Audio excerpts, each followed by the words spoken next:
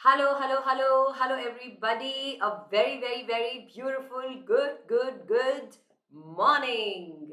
A very, very, very beautiful good morning, everyone, and welcome to the class. आज की class में आप सभी का बहुत बहुत स्वागत है. Welcome, welcome, welcome. Good morning, ma'am. Good morning, good morning. How is everybody doing? कैसे हो आप लोग? हाँ, क्लास स्टार्ट हो गई क्या? हाँ जी, साक्षी, आप देख सकते हैं बेटा. Everybody, good morning, good morning, good morning, good morning, and welcome, welcome, welcome. How is everybody doing? कैसे हो आप लोग? कल आपको छुट्टी मिल गया था मेरे से, हाँ? चलिए, कल आप सभी को छुट्टी मिल गई थी, तो छुट्टी का आई होप कि आप लोगों ने पूरा आनंद उठाया.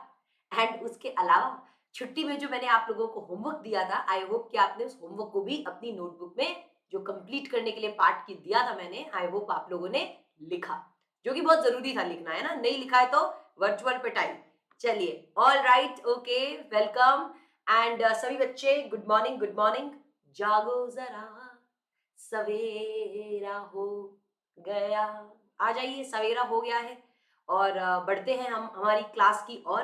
तो जितने भी बच्चे मुझे अभी देख रहे हैं, जिनके भी एग्जाम्स मई 24 के हैं, न्यू सिलेबस के अंडर फॉर ग्रुप 2, ये क्लास आपके लिए है. ऑलराइट, तो आज हम करेंगे अपने चैप्टर नंबर 1 को. Tata tata bye bye. तो आज आपकी क्लास में आपका चैप्टर नंबर 1 क्या हो जाएगा? खत्म हो जाएगा. और कल की क्लास में हम स्टार्ट करेंगे चैप्टर नंबर 2. वाह मैम, वाह. तो उसके लिए क्या करना पड़ेगा? फटाफट पढ़ाई को चालू करना पड़ेगा. Okay, good morning. क्या होमवर्क? हाँ, क्या होमवर्क? हाँ, वेरी गुड. रोहन बेटा, क्या होमवर्क? छोड़ो ना बेटा. रोहन क्या होमवर्क करेगा रे? छोड़. Homeworks are very outdated ma'am. कौन करता है यार होमवर्क को? और बताओ, मुझसे पूछ रहे हैं क्या होमवर्क है? है गट्स होते हैं ये. टीचर ने होमवर्क दिया, अगले दिन टीचर को आके क्लास में पूछो क्या होमवर्क, वो क्या होता है? हाँ हाँ हाँ हाँ, क्या ही होता है homework? Good morning ma'am, how are you? I am good, I am good, I am good, I am good. चलिए जी, चलिए जी, चलिए जी. ओके, तो सभी बच्चे पहले मेरे को कंफर्म करो, सबने लिख लिया ना होमवर्क? एवरीबडी, जो मैंने आप लोगों को बोला था क्वालिटीज ऑफ ऑडिटर को लिख के लाने के लिए नोटबुक में, सभी बच्चों ने लिख लिया? आई होप, मैं ये होप करती हूँ कि तुम लोग ने लिख लिया. फिर मैंने तुम लोगों को बोला था कि रीजनेबल अश्योरेंस और लिमिटेड अश्योरेंस एंगेजमेंट में फर्क जो है उसको भी आप अपनी नोटबुक में लिख लेंगे. Correct? Done done, very very good. चलिए, परफेक्टो. तो सभी बच्चे, चलो अब क्लास को हम स्टार्ट करते हैं. Let's get the class rolling and let's get this class started. Perfecto, perfecto. चलिए चलिए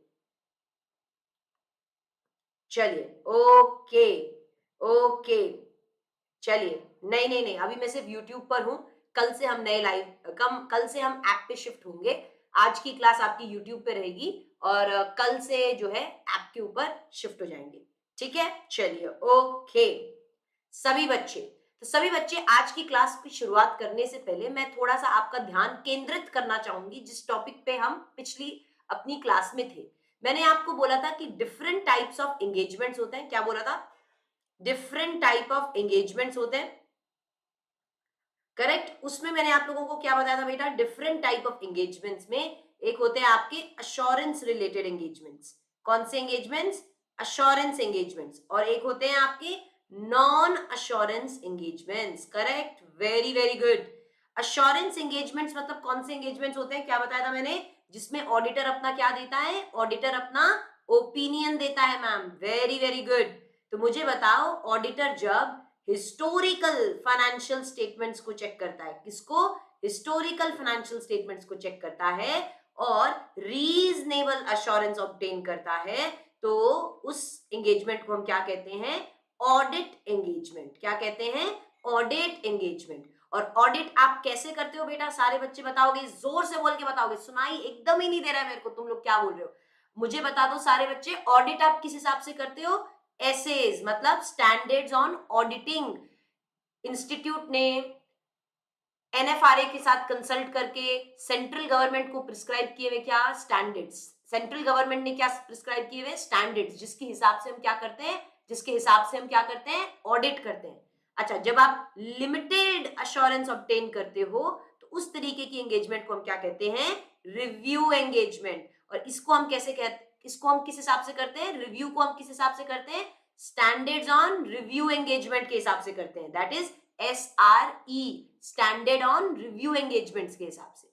अच्छा, अगर हम नॉन हिस्टोरिकल फाइनेंशियल स्टेटमेंट्स पे अपना ओपिनियन दे, जैसे madam non historical financial statements मतलब जैसे मान लो हम प्रिस्पेक्टिव फाइनेंशियल स्टेटमेंट्स को चेक करते हैं, या कोई नॉन फाइनेंशियल मैटर्स जैसे कि हम कंपनी के इंटरनल कंट्रोल्स वगैरह को चेक कर रहे हैं और अपना ओपिनियन दे रहे हैं, इस तरीके के एंगेजमेंट्स को हम अश्योरेंस एंगेजमेंट्स कहते हैं, जो कि हम standard on assurance engagement SAE के हिसाब से करते हैं, स्टैंडर्ड ऑन अश्योरेंस एंगेजमेंट।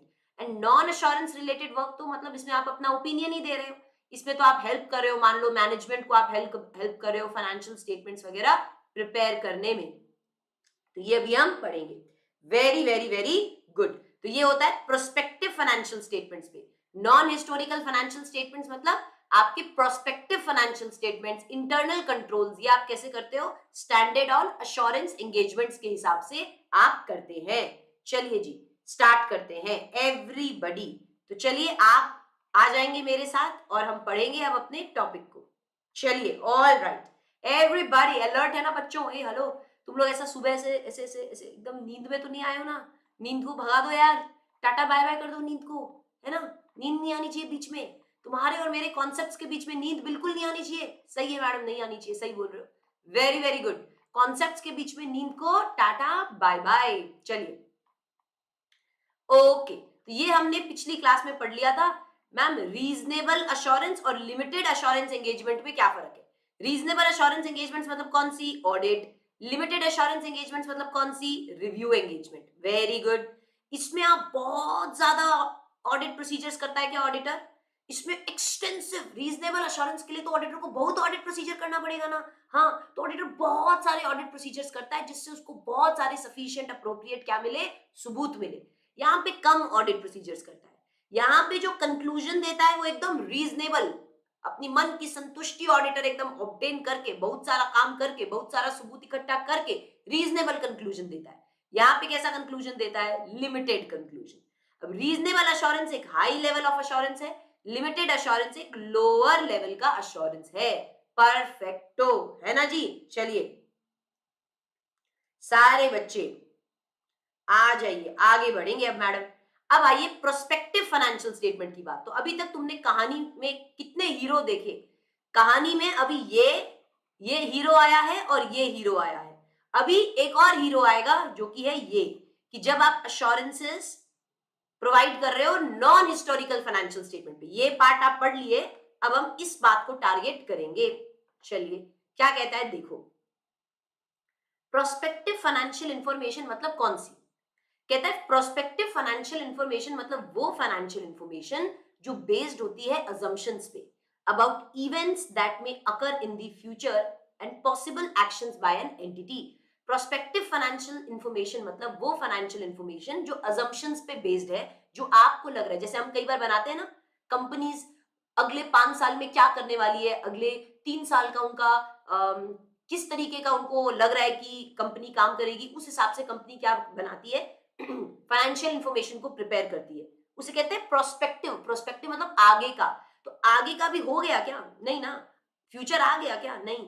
तो आप ये जो फ्यूचर फाइनेंशियल स्टेटमेंट्स, ये जो प्रोस्पेक्टिव इंफॉर्मेशन है, ये आप किस हिसाब से, किसके हिसाब से आप ये प्रोस्पेक्टिव फाइनेंशियल स्टेटमेंट बनाते हैं? अजम्पशंस के हिसाब से, कि क्या क्या फ्यूचर में कंपनी करेगी, उन पॉसिबल एक्शंस के हिसाब से कंपनी क्या करती है, इस इंफॉर्मेशन को प्रिपेयर करती है। जैसे फोरकास्ट या प्रोजेक्शन या कॉम्बिनेशन ऑफ बोथ। करेक्ट? अभी बोलते हैं ना कंपनी ने फोरकास्ट किया है, ये वर्ड आपने यूज किए होंगे, कंपनी ने फोरकास्ट किया है कि कंपनी फ्यूचर में ये करेगी, ये प्रोजेक्शन है कंपनी का। तो ये क्या होता है? प्रोस्पेक्टिव, फ्यूचरिस्टिक, जो अजम्पशंस के बेसिस पे आप प्रिपेयर करते हो। कहते हैं ये जो टाइप की एश्योरेंस एंगेजमेंट है ना, इसमें आप हिस्टोरिकल फाइनेंशियल इंफॉर्मेशन नहीं देख रहे। जब आप हिस्टोरिकल फाइनेंशियल इंफॉर्मेशन नहीं देख रहे, आप क्या देख रहे हो? प्रोस्पेक्टिव, जो आगे आने वाला है उसको देख रहे हो। अब यहाँ पे डिफरेंस बताया है, हिस्टोरिकल और प्रोस्पेक्टिव फाइनेंशियल इंफॉर्मेशन में क्या फर्क है। अब मुझे तो आपको ये बताने की भी जरूरत नहीं है, इतना सिंपल है कि आप जानते हो। हिस्टोरिकल मतलब क्या है? हिस्टोरिकल फाइनेंशियल इंफॉर्मेशन मतलब वो इंफॉर्मेशन, हिस्टोरिकल फाइनेंशियल इंफॉर्मेशन मतलब वो इंफॉर्मेशन जो एक्सप्रेस की गई है फाइनेंशियल टर्म्स में उन इवेंट्स के बारे में जो अकर हुए हैं पास्ट में, उन इकोनॉमिक इवेंट्स कंडीशंस के बारे में जो अकर हुए हैं पास्ट में।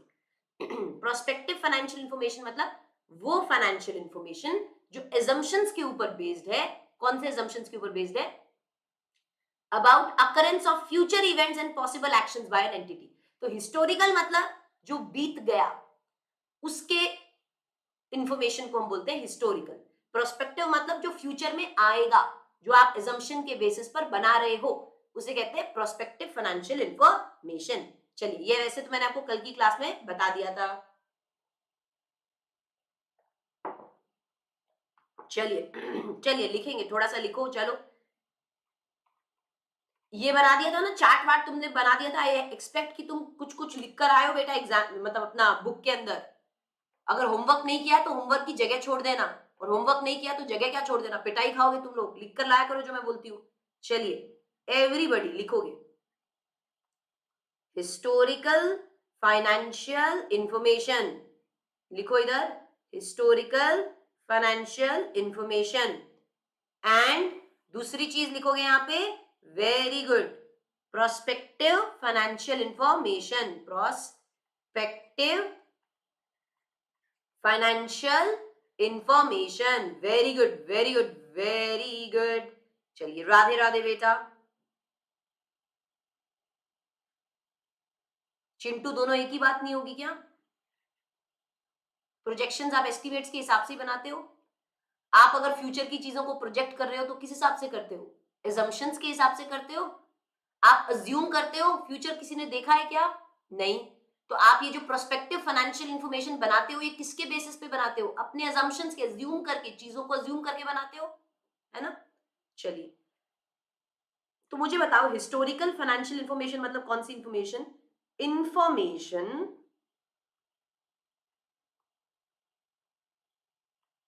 इंफॉर्मेशन ऑफ एन एंटिटी, ये इंफॉर्मेशन है एंटिटी की अबाउट, किसके बारे में? About economic event. है सिंसियर अनीश, सिंसियर बन के पढ़ ले बेटा। है नहीं, टाइम पास करूंगा। About economic events conditions occurring in past period, और occurred in past period, ठीक है, occurred in past। तो हिस्टोरिकल फाइनेंशियल इंफॉर्मेशन मतलब वो इंफॉर्मेशन एंटिटी की जो किसके बारे में है? जो पास्ट में हुई है उसके बारे में है। ओके, तो मैडम प्रोस्पेक्टिव फाइनेंशियल इंफॉर्मेशन मतलब क्या? प्रोस्पेक्टिव फाइनेंशियल इंफॉर्मेशन मतलब क्या? ये वो फाइनेंशियल इंफॉर्मेशन है, ये वो फाइनेंशियल इंफॉर्मेशन है जो किसके ऊपर बेस्ड है? अजम्पशंस के ऊपर बेस्ड है। Based on assumptions, based on assumptions about future events, about future events। तो ये हो गया बेटा क्या? Prospective financial information. ये क्या हो गया? Historical financial information. Very very good. चलिए, लिख लिया होगा ऐसा मैं एक्सपेक्ट करती हूँ। जल्दी जल्दी लिखा करो, हाँ, थोड़ा अपना क्या है, हाथ जल्दी चलाओ बेटा, जल्दी जल्दी लिखना होगा, है ना। चलिए, ओके, तो मैडम ये समझ गए हम, हिस्टोरिकल मतलब ये होता है, प्रोस्पेक्टिव मतलब ये होता है। हिस्टोरिकल मतलब पास्ट के अंदर जो हुआ उसकी इंफॉर्मेशन, प्रोस्पेक्टिव मतलब जो फ्यूचर में होगा, एजम्पशंस के बेसिस पे फ्यूचर इवेंट्स की इंफॉर्मेशन। चलिए जी, ओके, तो कह रहे हैं देखो वही बात है, हिस्टोरिकल इंफॉर्मेशन जो है वो किसके बारे में है? पास्ट इवेंट्स के बारे में है। प्रोस्पेक्टिव मतलब किसके बारे में है? फ्यूचर इवेंट्स के बारे में है, ठीक है। चलिए, अब सारे बच्चे मेरे को एक बात बताइएगा, एक बात, एक लॉजिक के साथ बात सोचकर मेरे को बताना कि जब आप किसी कंपनी के प्रोस्पेक्टिव फाइनेंशियल इंफॉर्मेशन को चेक कर रहे हो, ठीक है, आप किसी भी कंपनी के प्रोस्पेक्टिव फाइनेंशियल स्टेटमेंट्स को चेक करो, एक लॉजिक के साथ सोचकर मेरे को बच्चे हाँ या ना में जवाब देना, ठीक है। क्या मैडम? बेटा जी, आप प्रोस्पेक्टिव फाइनेंशियल इंफॉर्मेशन को चेक कर रहे हो, ऑडिटर को भी पता है क्या? ऑडिटर को पता है क्या जो लिखा है वही होगा? क्या ऑडिटर दावे के साथ बोल सकता है क्या जो लिखा है वही होगा? अरे ये कंपनी ने जो फाइनेंशियल स्टेटमेंट्स बनाए हैं ये बिल्कुल कड़क है, सॉलिड है, जो लिखा है वैसा ही होगा। क्या ऑडिटर भी डंके की चोट पे ऐसा बोल सकता है क्या? तुम लोग मेरे को बोलो, बोल सकता है क्या जैसा लिखा है वैसा ही होगा? बोल सकता है क्या? नहीं, ऑडिटर ऐसा नहीं बोल सकता ना। ऑडिटर सिर्फ क्या ओपिनियन देगा? ऑडिटर, अब ये अश्योरेंस एंगेजमेंट है, अश्योरेंस एंगेजमेंट है जिसमें ऑडिटर क्या देता है? अपना ओपिनियन देता है। कहता है ऑडिटर सिर्फ ये ओपिनियन दे सकता है कि जिस एजम्पशंस के बेसिस पर ये फाइनेंशियल इंफॉर्मेशन बनाई गई है, क्या ये अजम्पशंस रीजनेबल है कि नहीं। कहता है देखो ऑडिटर ऐसे डंके की चोट में तो नहीं बोल सकता कि जो लिखा है वही होगा, वो तो कोई भी नहीं बता सकता फ्यूचर में क्या होगा, है ना। तो कहता है ऑडिटर सिर्फ अपना ओपिनियन किस चीज पे दे सकता है कि जो एंटिटी ने अजम्पशंस यूज किए हैं, जिन अजम्पशंस को यूज करके इस फाइनेंशियल इंफॉर्मेशन को बनाया गया है, वो अजम्पशंस रीजनेबल है कि नहीं, वो अजम्पशंस ठीक लग रहे हैं कि नहीं, इस चीज के ऊपर ऑडिटर अपना क्या दे सकता है? ओपिनियन देगा। तो सारे बच्चे आएंगे। कहता है देखो, in the assurance report involving prospective financial information, जो प्रैक्टिशनर है, कहता है प्रैक्टिशनर सफिशिएंट अप्रोप्रिएट सबूत इकट्ठे करता है। किस चीज को लेकर? ऑडिटर सफिशिएंट अप्रोप्रिएट सबूत इकट्ठे करता है इस चीज को लेकर कि जो मैनेजमेंट ने अजम्पशंस को यूज किया है, मैनेजमेंट ने जिन अजम्पशंस को यूज करके प्रोस्पेक्टिव फाइनेंशियल इंफॉर्मेशन को बनाया है, ये अजम्पशंस रीजनेबल है कि रीजनेबल नहीं है। मतलब प्रोस्पेक्टिव फाइनेंशियल इंफॉर्मेशन क्या जिन बेसिस अजम्पशंस के बेसिस पे बना रखा है, क्या ये अजम्पशंस रीजनेबल है कि नहीं है, ऑडिटर इस चीज के ऊपर अपना क्या देता है? ओपिनियन देता है। तो ऑडिटर सफिशिएंट अप्रोप्रिएट सबूत इकट्ठे करता है। ऑडिटर सबूत इकट्ठे करता है कि जिन अजम्पशंस के बेसिस पर मैनेजमेंट ने इस इंफॉर्मेशन को प्रिपेयर किया है, वो assumptions are based on reasonable assumptions. क्या ये अजम्पशंस रीजनेबल है या फिर ये अजम्पशंस रीजनेबल नहीं है? ठीक है, ओके। ऑडिटर देखेगा कि prospective financial information is properly prepared on the basis of assumption, it is properly presented and all assumptions are adequately disclosed. Auditor सबूत इकट्ठे करेगा, ऑडिटर ये चेक करेगा कि जो assumptions यूज किए गए हैं क्या वो रीजनेबल है, क्या ठीक है, क्या assumptions को प्रॉपर्ली डिस्क्लोज किया गया है कि कहां assumptions यूज किए हैं, किस तरीके से प्रेजेंट किया हुआ है, ऑडिटर ये सबूत इकट्ठे करता है। ऑडिटर ज्यादा से ज्यादा क्या कर सकता है बेटा इस चीज में? ना तो फ्यूचर ऑडिटर ने देखा, प्रैक्टिशनर ने क्या फ्यूचर देखा है क्या? नहीं। तो फ्यूचर की बात तो कैसे बता देना, बस आप ये देख सकते हो कि जो assumptions यूज किए हुए हैं वो ठीक है, रीजनेबल है, ठीक से प्रेजेंटेड है, ठीक से डिस्क्लोज्ड है, यही चेक कर सकता है। तो इसी का सबूत ऑडिटर क्या करता है? ऑब्टेन करता है। चलिए, कहता है प्रोस्पेक्टिव फाइनेंशियल इंफॉर्मेशन किसके बारे में है? फ्यूचर इवेंट्स के बारे में है। प्रोस्पेक्टिव फाइनेंशियल इंफॉर्मेशन किस चीज को लेकर है? फ्यूचर इवेंट्स को लेकर है। While evidence may be available to support the assumption on which prospective financial information is based, such evidence is itself generally future oriented. कहता है ऑडिटर ज्यादा से ज्यादा, क्योंकि prospective financial information future events को लेकर होते हैं, तो ऑडिटर जो सबूत इकट्ठे करता है वो किस चीज को लेकर इकट्ठे करता है कि जो अजम्पशंस यूज किए गए हैं इन फाइनेंशियल इंफॉर्मेशन को बनाने के लिए, ये अजम्पशंस ठीक है कि नहीं, ज्यादा से ज्यादा ऑडिटर ये चेक कर सकता है। इसी के सबूत ऑडिटर इकट्ठे करता है। कहता है auditor is not in the position to express an opinion as to whether results shown in prospective financial statement will be achieved. कहता है ऑडिटर ये ओपिनियन नहीं दे सकता कि जो आपने प्रोस्पेक्टिव फाइनेंशियल इंफॉर्मेशन में लिखा है वो अचीव होगा कि नहीं। ऑडिटर ये ओपिनियन कैसे दे देगा भाई? ऑडिटर ने फ्यूचर देखा है क्या कि जो लिखा है वो सही में हो जाएगा? ऐसा ऑडिटर बोल सकता है क्या? ओपिनियन दे सकता है क्या? नहीं। कहता है ऑडिटर ये ओपिनियन नहीं दे सकता कि फाइनेंशियल इंफॉर्मेशन अचीव होगा कि नहीं होगा, ये तो कोई भी नहीं बता सकता, ये तो सिर्फ भगवान बता सकते हैं, कोई भी नहीं बता सकता। पर हाँ, ऑडिटर ये जरूर बता सकता है कि जो assumptions यूज किए गए हैं वो रीजनेबल है कि नहीं। तो कहते हैं इस अश्योरेंस एंगेजमेंट में प्रैक्टिशनर जो रिपोर्ट देता है, ऑडिटर किस चीज के ऊपर अपना ध्यान केंद्रित करता है? प्रैक्टिशनर का अटेंशन इस चीज पर होता है कि जो assumptions यूज किए गए हैं कहीं वो अनरीजनेबल तो नहीं है, वो रीजनेबल ही है ना। ऑडिटर इस चीज पर अपना ओपिनियन देता है कि जो अजम्पशंस यूज किए गए हैं इस बनाने के लिए, इस प्रोजेक्शन को बनाने के लिए, इस प्रोस्पेक्टिव फाइनेंशियल स्टेटमेंट को बनाने के लिए जो अजम्पशंस यूज किए गए हैं, क्या वो रीजनेबल बेसिस है कि रीजनेबल बेसिस नहीं है, ये बताता है ऑडिटर। और इस तरह की अश्योरेंस एंगेजमेंट में ऑडिटर कैसे टाइप का अश्योरेंस देता है? मॉडरेट लेवल का, बीच का, ना ही लिमिटेड ना ही बहुत ज्यादा, पर मॉडरेट लेवल का अश्योरेंस देता है। सारे बच्चे समझे?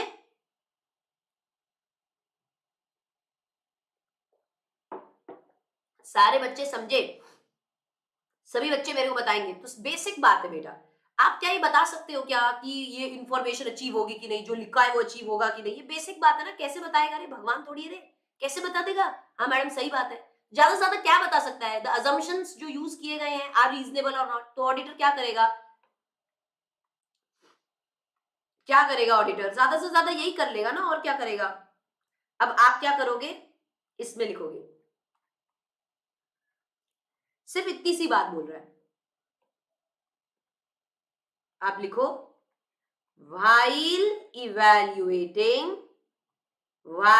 evaluating prospective financial information, जब ऑडिटर प्रोस्पेक्टिव फाइनेंशियल इंफॉर्मेशन को इवैल्यूएट करेगा, ऑडिटर क्या ऑब्टेन करेगा?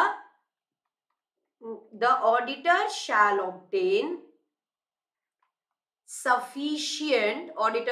sufficient and appropriate audit evidence obtain करेगा।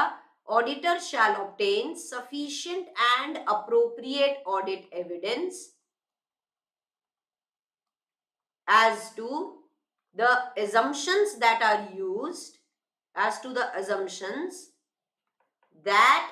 used in preparation of financial statement, in preparation of prospective financial statement, prospective financial information। Auditor क्या बोलेगा, यही बता सकता है ना। ऑडिटर सबूत इकट्ठे करने की कोशिश करेगा। क्या सबूत इकट्ठे करने की कोशिश करेगा? कि जो अजम्पशंस यूज किए गए हैं इस चीज को प्रिपेयर करने में, वो रीजनेबल है कि नहीं, आर रीजनेबल और नॉट। ऑडिटर यही तो चेक कर पाएगा ना मैडम, और क्या चेक कर पाएगा? सही बात है ना। तो ऑडिटर सबूत इकट्ठे करता है कि भाई जो अजम्पशंस यूज किए गए हैं वो रीजनेबल है कि नहीं, ऐसा कुछ फालतू अजम्पशन तो नहीं यूज किया है ना, कुछ भी मनगढ़ंत अजम्पशन। तो मैनेजमेंट तो कुछ भी कर सकती है भाई। मैनेजमेंट बोल रही है अरे फ्यूचर में हम नए प्रोडक्ट्स को लॉन्च करेंगे, फ्यूचर में नए प्रोडक्ट्स की ऐसी मार्केट में धूम मच जाएगी, फ्यूचर में इस प्रोडक्ट के कारण हमारी सेल्स इतनी बढ़ जाएगी। अब ये सब अजम्पशंस जो बना लगा रही हो आप मैनेजमेंट, ये ठीक भी तो होने पड़े, रीजनेबल में। आप तो कुछ भी बोल दोगे, आप तो बोल दोगे ये हो जाएगा वो हो जाएगा, होगा नहीं तो फिर। तो कहता है देखो जो assumptions यूज कर रहे हो वो रीजनेबल भी होने पड़े। ठीक है चलिए, क्या पता बिजनेस बंद हो जाए, तो हाँ कोई पता नहीं। चलिए, और ऑडिटर क्या बोलता है, होप आपने लिख लिया। दूसरी चीज, ऑडिटर इस चीज पर ओपिनियन नहीं प्रोवाइड कर सकता। ऑडिटर या प्रैक्टिशनर, चलो auditor cannot express his opinion as to if prospective financial information will be achieved। ऐसे नहीं बता सकता कि ये इंफॉर्मेशन जो लिखी है वो अचीव हो ही जाएगी क्या, विल बी अचीव्ड। क्या बता सकता है?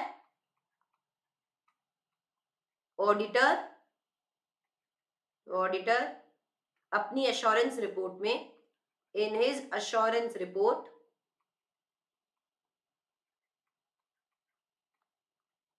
Can provide opinion on the reasonableness of the assumptions used।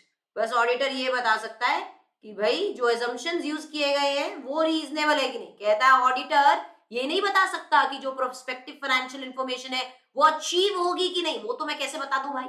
कहता है ऑडिटर अपनी अश्योरेंस रिपोर्ट में सिर्फ ये बताता है कि जो assumptions यूज किए गए हैं वो रीजनेबल है कि नहीं, वो ठीक ठाक है कि नहीं, वो अचीव होते हुए लग रहे हैं कि नहीं, मतलब सिर्फ रीजनेबलनेस बताएगा। समझा? हाँ जी मैडम। लिख लिया तो फटाफट है ना। कमेंट सेक्शन में क्या बोलोगे, लिख लिया मैडम, फिनिश्ड मैडम, हो गया, ताकि मेरे को समझ में आ जाए तुम्हारा हो गया और मैं आगे बढ़ूं। ठीक है ओके जी। प्यारे प्यारे छोटे छोटे नन्हे नन्हे मुन्ने मुन्ने बच्चों, हाँ सारे बच्चे जब लिख लेंगे तो मेरे को क्या बोलेंगे, ए मैडम हमने लिख लिया है मैडम, आगे बढ़ो मैडम, है ना, ताकि मेरे को समझ में आ जाए तुम लिख लिए। नहीं तो तुम क्या लिख के ऐसा पेन डाउन करके ऐसे इधर उधर देखने लग जाते हो, बताना पड़ता है ना रे। लिख लिया मैडम, थैंक्स बेटा, very good, done. Good good, I like, very nice. चलिए, तो अब ये जो एक तुमको एक बात बताऊं, जितना भी तुम पढ़ रहे हो ना, मैं तुमको पिछली क्लास में पढ़ा चुकी हूँ। मतलब पिछली क्लास में तुम ऑलरेडी ये सारी बातें पढ़ चुके हो। मैंने तुमको एक चार्ट बनवाया था जो कि रामबाण चार्ट था। उसके अलावा तुमको कुछ देखने की जरूरत नहीं है, उस चार्ट को देखोगे सारी चीज समझ में आ जाएगी। तो अब ये देखो, मेरे को तुमको ये समझाने की भी जरूरत है क्या कि ऑडिट ऑफ फाइनेंशियल स्टेटमेंट कितने, कहता है एग्जांपल दे रहा हूं एश्योरेंस एंगेजमेंट के, एश्योरेंस एंगेजमेंट्स के एग्जांपल दे रहा हूं। जब आप हिस्टोरिकल फाइनेंशियल इंफॉर्मेशन को चेक करते हो, दैट इज ऑडिट करते हो, तो उसमें आप क्या ऑब्टेन करते हो, it's a reasonable assurance engagement. Review करते हो तो it's a limited assurance engagement. जब आप प्रोस्पेक्टिव फाइनेंशियल इंफॉर्मेशन को चेक करते हो, तो ऑडिटर क्या बताता है कि जो अजम्पशंस यूज किए गए हैं वो रीजनेबल है कि नहीं। एक तरह से मॉडरेट एश्योरेंस ऑडिटर देता है। ऑडिटर सिर्फ ये बताता है कि अजम्पशंस रीजनेबल है कि नहीं। Report on controls operating at an organization, मैंने आपको बोला था कि ये जो अश्योरेंस एंगेजमेंट्स होते हैं ये वाले, ये फाइनेंशियल मैटर्स को लेकर भी हो सकते हैं और नॉन फाइनेंशियल मैटर्स को भी लेके हो सकते हैं, बताया था ना। अब ये जो नॉन हिस्टोरिकल, जैसे प्रोस्पेक्टिव हो गया, प्रोस्पेक्टिव फाइनेंशियल इंफॉर्मेशन हो गया, ये तो फाइनेंशियल मैटर्स है, फिर भी हो सकता है आपको नॉन फाइनेंशियल मैटर्स के लिए भी बुलाया जाए, जैसे इंटरनल कंट्रोल्स वगैरह चेक करने के लिए बुलाया जाए। तो इसमें क्या है, it can be related to financial, it can be related to non financial matters also. तो reporting on the controls operating in an organization, एक कंपनी के कंट्रोल्स कैसे चल रहे हैं उसके लिए भी हो सकता है तुमको अश्योरेंस देने के लिए बुलाया हो। तो इसमें ऑडिटर अपना अश्योरेंस प्रोवाइड करता है regarding design and operations of control, कि कंपनी का कंट्रोल किस तरीके से चल रहा है, डिजाइन किस तरीके का है, तो ऑडिटर उस चीज पर अपनी अश्योरेंस देता है। ये सारी चीजें आपको पिछली क्लास में धमाधम हमने क्या लिखी थी, नोट्स में लिख दी थी। तो इसीलिए मैंने तुमको ना इस पर्टिकुलर टॉपिक को स्टार्ट करने से पहले ही वो चार्ट बना दिया, ताकि तेरे दिमाग में क्लियरली एक पिक्चर दिखने लग जाए। तो मेरे को तुमको ये सब बताने की बिल्कुल जरूरत नहीं है और तुमको लिखने की भी जरूरत नहीं है, क्योंकि तुम ऑलरेडी इसको लिख चुके हो अपनी नोटबुक में चार्ट के दौरान। Reasonable assurance engagement, audit madam, कितने टाइप के अश्योरेंस एंगेजमेंट हो गए, ये हो गए हिस्टोरिकल इंफॉर्मेशन पे, किस पे, हिस्टोरिकल पे। तो audit, limited assurance engagement, review, ये हो गया नॉन हिस्टोरिकल। अब non historical can be on the financial matters, it can be on the non financial matters. कहता है it can be other than historical, जैसे examination of prospective financial information या assurance on operations of internal control. यही तो बात, बार बार same चीज बोलता है यार, क्या करेंगे। चलिए, इसके बाद आया वो पॉइंट जो तुमको लिख के लाना चाहिए था। सारे बच्चे मेरे को बताओगे क्वालिटीज लिख कर ले आए कि नहीं, ये सब लिख के लाए हो कि नहीं। ऐसा तुम्हारे सब ब्लड में जाना चाहिए बेटा, टॉपिक टॉपिक इंजेक्ट हो जाना चाहिए, कहाँ, ब्लड में। समझ गए ना, इंजेक्ट हुआ कि नहीं ब्लड में, सारे बच्चे बता दो, है क्लियर है, परफेक्ट है, बढ़िया है। प्राउड ऑफ यू बेटा, proud of you, very nice, very good.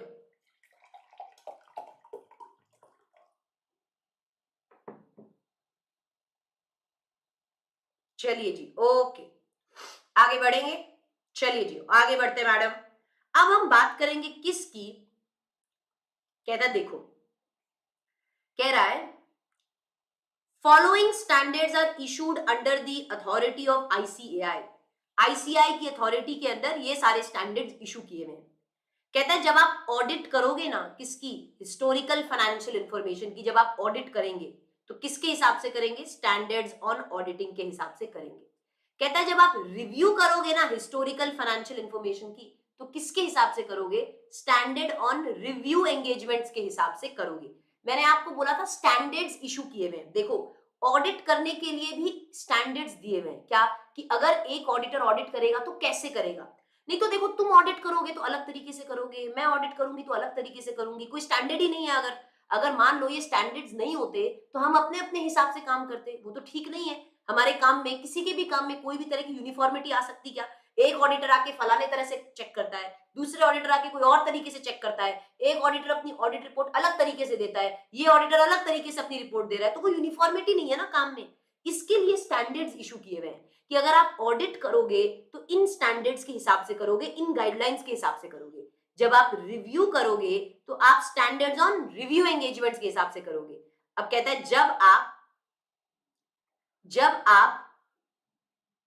Standard on assurance engagements use करते हो, उन अश्योरेंस एंगेजमेंट्स में other than audit and review of historical financial information, जब आप हिस्टोरिकल फाइनेंशियल इंफॉर्मेशन की ऑडिट या रिव्यू नहीं कर रहे, आप प्रोस्पेक्टिव या क्या हो गया, प्रोस्पेक्टिव फाइनेंशियल इंफॉर्मेशन को अगर आप चेक कर रहे हो या कंपनी के इंटरनल कंट्रोल्स वगैरह को चेक कर रहे हो तो कैसे करते हो, standard on assurance engagement, SAE के हिसाब से, SAE के हिसाब से, and standard on related services. ये कौन सी होती है बेटा, ये वाली, ये जिसमें ऑडिटर अपना कोई ओपिनियन वगैरह नहीं दे रहा।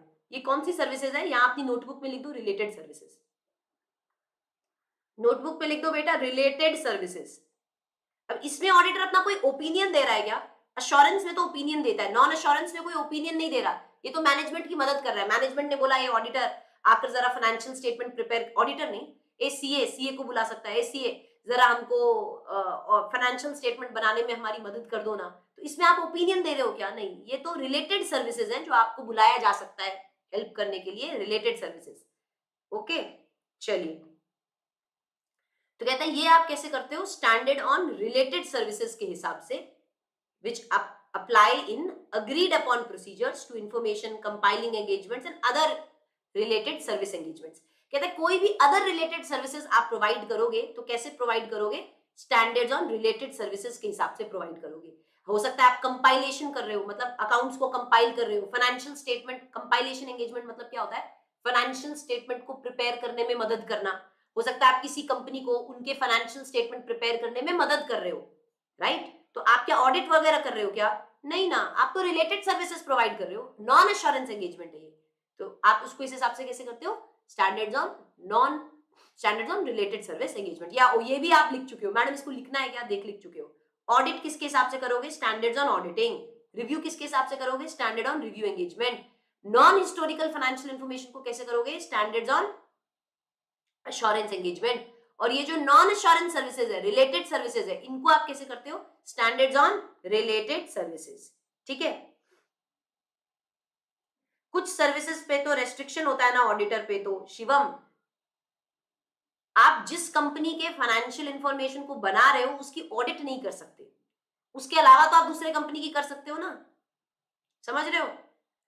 आपने, अब शिवम ने ना अपना चैप्टर नंबर 1 का दिमाग लगाया, क्या बोला, ये मैडम उसमें लिखा था ना कुछ सर्विसेज जो ऑडिटर प्रोवाइड नहीं कर सकता, कुछ सर्विसेज जो ऑडिटर प्रोवाइड नहीं कर सकता, सेक्शन 144 में हमने पढ़ा था ऐसे कुछ सर्विसेज होते हैं जो ऑडिटर प्रोवाइड नहीं कर सकता। तो आप उस कंपनी के ऑडिटर हो क्या, क्वेश्चन, आप उस कंपनी की ऑडिट कर रहे हो क्या। लेट्स से रिलायंस में मैं हेल्प कर रही हूं कंपनी के फाइनेंशियल स्टेटमेंट्स को बनाने में, तो मैं इस कंपनी की ऑडिटर हूं क्या, मैं इस कंपनी की ऑडिट कर रही हूं, नहीं, मैं नहीं कर रही ऑडिट, मैं तो बस कंपनी के फाइनेंशियल स्टेटमेंट को प्रिपेयर करने में कंपनी की मदद कर रही हूं, मैं तो रिलेटेड सर्विसेज प्रोवाइड कर रही हूं। अगर हाँ मैं इसके फाइनेंशियल स्टेटमेंट को बनाऊंगी तो मैं ऑडिट नहीं कर सकती, समझा। तो ऑडिटर ये सब सर्विसेज प्रोवाइड नहीं कर सकता। मैं सीए हूं, मेरे पास सर्टिफिकेट है, प्रैक्टिस है, मैं ऑडिट नहीं कर रही उस कंपनी की, पर क्या मैं उस कंपनी की फाइनेंशियल स्टेटमेंट्स को प्रिपेयर करने में मदद कर सकती हूँ, हाँ।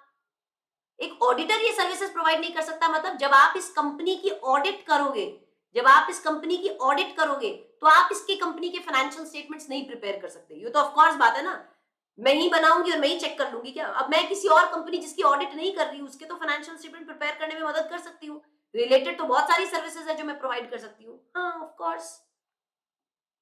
चलिए, हाँ जी, okay,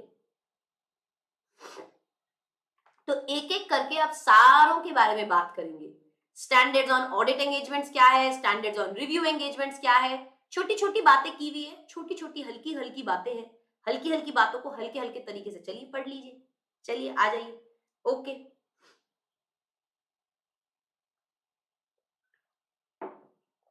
thank you ma'am, you are welcome बेटा।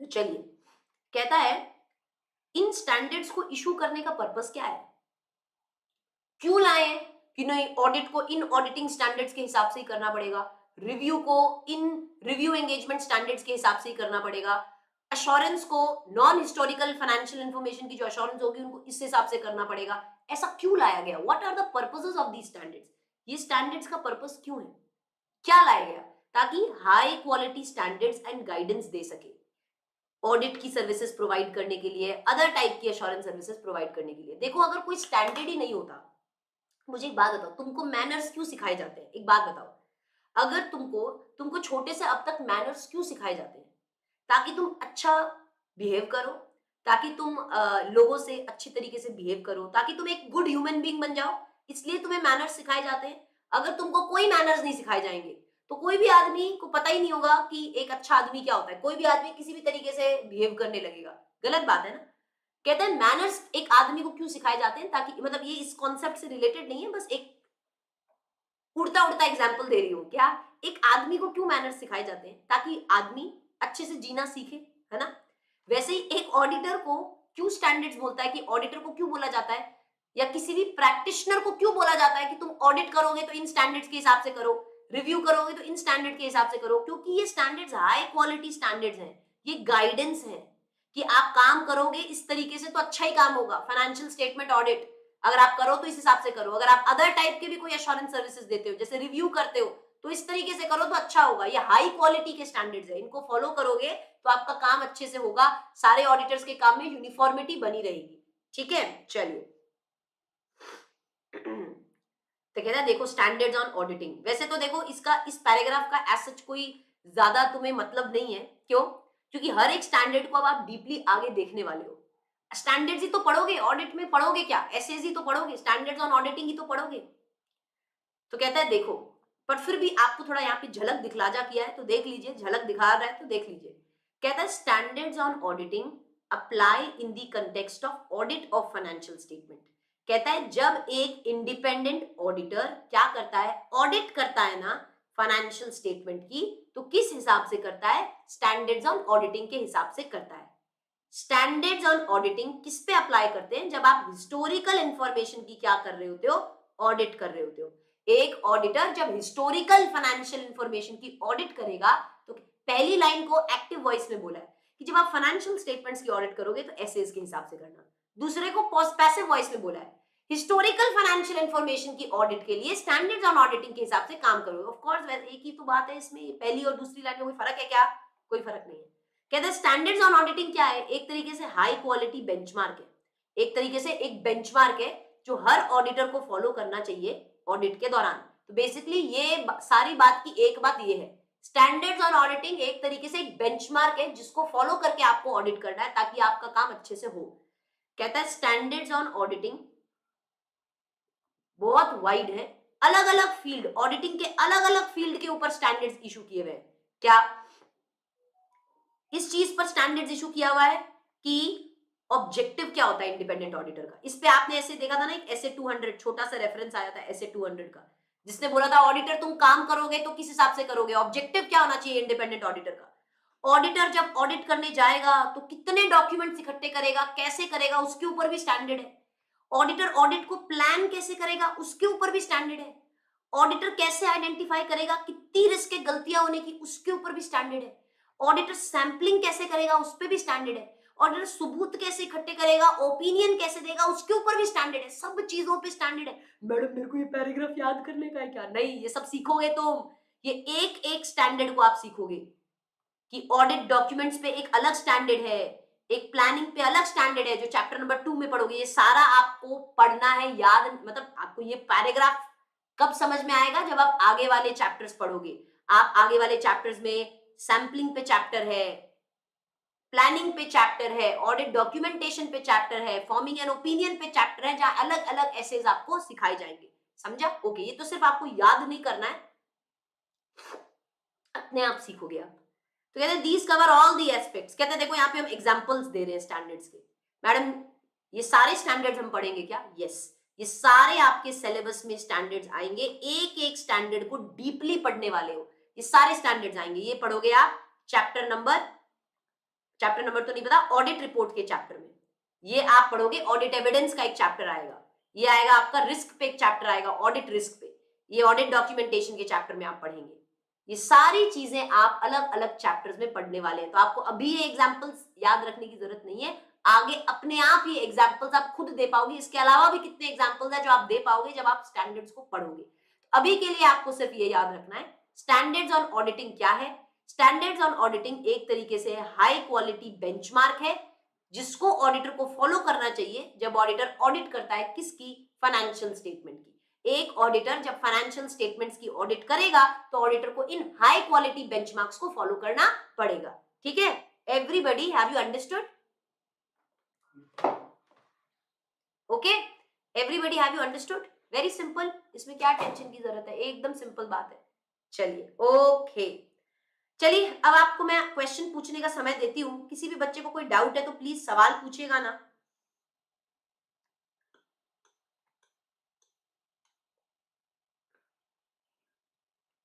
पहले टॉपिक रिलेटेड सवाल पूछो।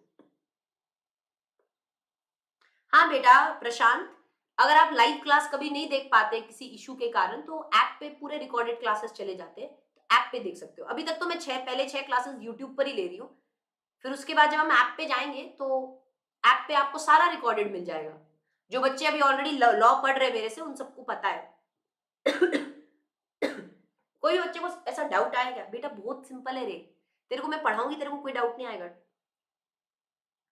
मैम लॉगिन क्रेडेंशियल आ गए, मैंने बोला ना तुम लोग ना हल्ला मचाते हो, लो मेल नहीं आ रहा, मेल नहीं आ रहा। मैं कह रही थी थांबा बेटा, कलेजे में ठंड रख ले, ठंड रख ले, ठंड नहीं रखते। मैं क्या कह रही थी, थोड़ा कलेजे में ठंड रख, आएगा तेरे को मेल, सबको आएगा। पर नहीं, हमें तो हल्ला मचाना है। हल्ला नहीं मचाना चाहिए लाइफ में, टेक इट इजी। जब भी कोई चीज नहीं हो तो क्या करोगे, टेक अ लॉन्ग ब्रेथ, सब काम होएगा रे, अपने टाइम पे होएगा।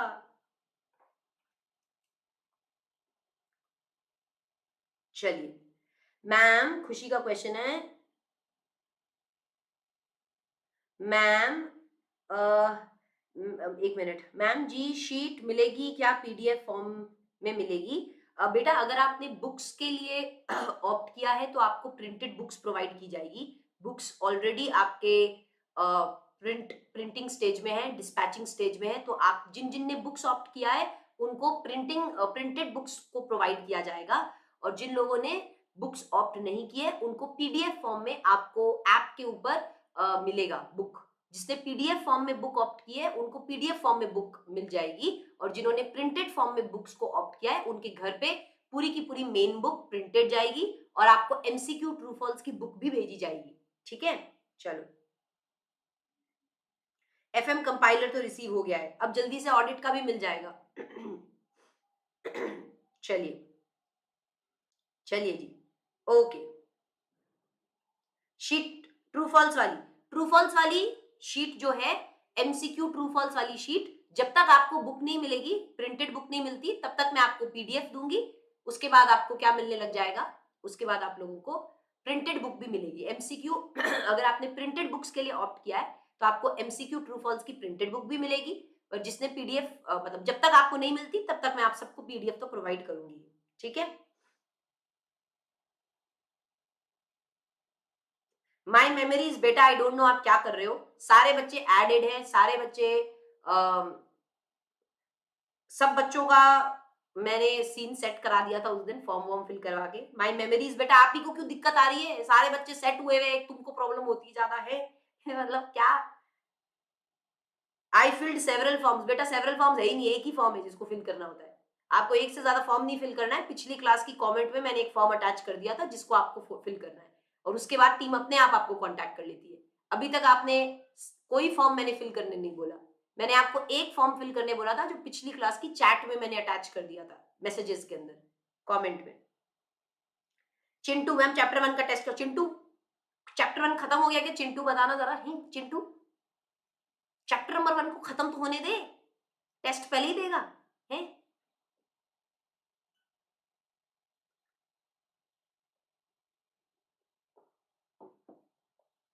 अरे कोई फॉर्म फिल नहीं करना है, जिसका कोई प्रॉब्लम नहीं है। कहता रोहन कह रहा है कोई फॉर्म फिल करना है क्या? नहीं नहीं बेटा, पिछली क्लास में कान में कॉटन डाल के बैठ गए थे ना आधे बच्चे, हैं पिछली क्लास में। अरे कॉटन दे दो, कॉटन डाल के बैठ गए थे ना, मैडम जो बोलेगी हम सुनेंगे ही नहीं। मैंने क्या बोला था, जिसको दिक्कत है फॉर्म को फिल कर लेना, और फॉर्म को मैंने कमेंट्स में डाल दिया था।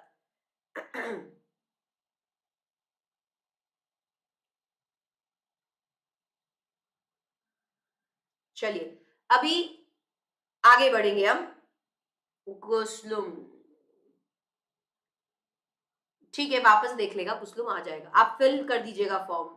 सारे बच्चे, मैं आपसे हाथ जोड़कर एक बात बोलती हूँ, पिछली वीडियो में मैंने आपके कमेंट सेक्शन में एक फॉर्म अटैच किया है। किसी भी बच्चे को कोई दिक्कत है तो आप उस फॉर्म को फिल कर दे, टीम आपको कांटेक्ट करेगी।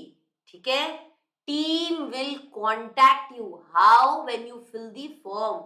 आपको सेवरल फॉर्म्स फिल करने की जरूरत नहीं है, आपको एक ही बार एक फॉर्म को फिल करना है जो पिछली वीडियो की चैट में अटैच्ड है, मतलब पिछले वीडियो के कमेंट सेक्शन में है। You only have to fill it please. अब आप सेम सेम चीजें मेरे से मत बोले। हाँ, चलिए आगे बढ़ते हैं। स्टैंडर्ड्स ऑन रिव्यू एंगेजमेंट, जो भी है जिसको टेलीग्राम नहीं मिला मिल जाएगा बेटा। जब हम कल से ऐप पे शिफ्ट होंगे, मैं ऐप पे दूंगी ना, अभी यूट्यूब पर दूंगी तो वो तो पब्लिक हो जाएगा, वो पर्सनल यूट्यूब है ना, पर्सनल टेलीग्राम है ना। यूट्यूब पर उसकी लिंक कैसे दे दूं मैं? अगर यूट्यूब पर उसकी लिंक दूंगी तो वो तो पब्लिक हो जाएगा ना बेटा, क्या बात करते हो? कोई कॉन्सेप्ट रिलेटेड डाउट है किसी को भी, प्लीज अननेसेसरीली ये सब चीजें अभी मत पूछें, आगे बढ़े, ठीक है? और कलेजे में थोड़ी ठंड रखें, सब मिल जाएगा, उसे हल्ला मचाने से नहीं होता, ठीक है? थोड़ा शांति रखनी पड़ती है। ओके, ठीक है madam. Lesson of the day, तुम्हारा टिप ऑफ द डे क्या है? कभी भी लाइफ में हल्ला नहीं मचाने का, सब चीजें अपने पेस पे हो जाएगी रे, टेंशन नहीं लेने का, ठीक है? चलिए, ट्विंकल ट्विंकल लिटिल स्टार, हाँ रोशन, वेरी गुड। चलिए आगे बढ़ते हैं। Standard on review engagement, standard on review engagement, standard on review engagement apply, ये कब एसआरईज कब अप्लाई करते हैं? जब आप रिव्यू करोगे। एसआरईज कब अप्लाई करेंगे? जब आप रिव्यू करोगे। कहता है रिव्यू एक तरह का लिमिटेड, बार बार एक ही चीज पता नहीं क्यों बोलते रहते हैं, ऊपर तो 70 बार बोल चुके हैं। रिव्यू एक लिमिटेड अश्योरेंस एंगेजमेंट है, जिसमें जो अश्योरेंस ऑडिटर प्रोवाइड करता है वो लोअर लेवल का अश्योरेंस होता है। पता है भाई, पता है। रिव्यू एक लिमिटेड अश्योरेंस एंगेजमेंट है, जिसमें ऑडिटर जो अश्योरेंस प्रोवाइड करेगा वो लोअर लेवल का अश्योरेंस होगा। रिव्यू आप कैसे करते हो? स्टैंडर्ड ऑन रिव्यू एंगेजमेंट के हिसाब से करते हो। आप फ्यूअर ऑडिट प्रोसीजर्स करते हो। कहता है रिव्यू में बहुत ज्यादा ऑडिट प्रोसीजर्स नहीं करता, as compared to audit auditor कम ऑडिट प्रोसीजर्स करता है। क्यों? क्योंकि लिमिटेड अश्योरेंस दे रहा है ना वो।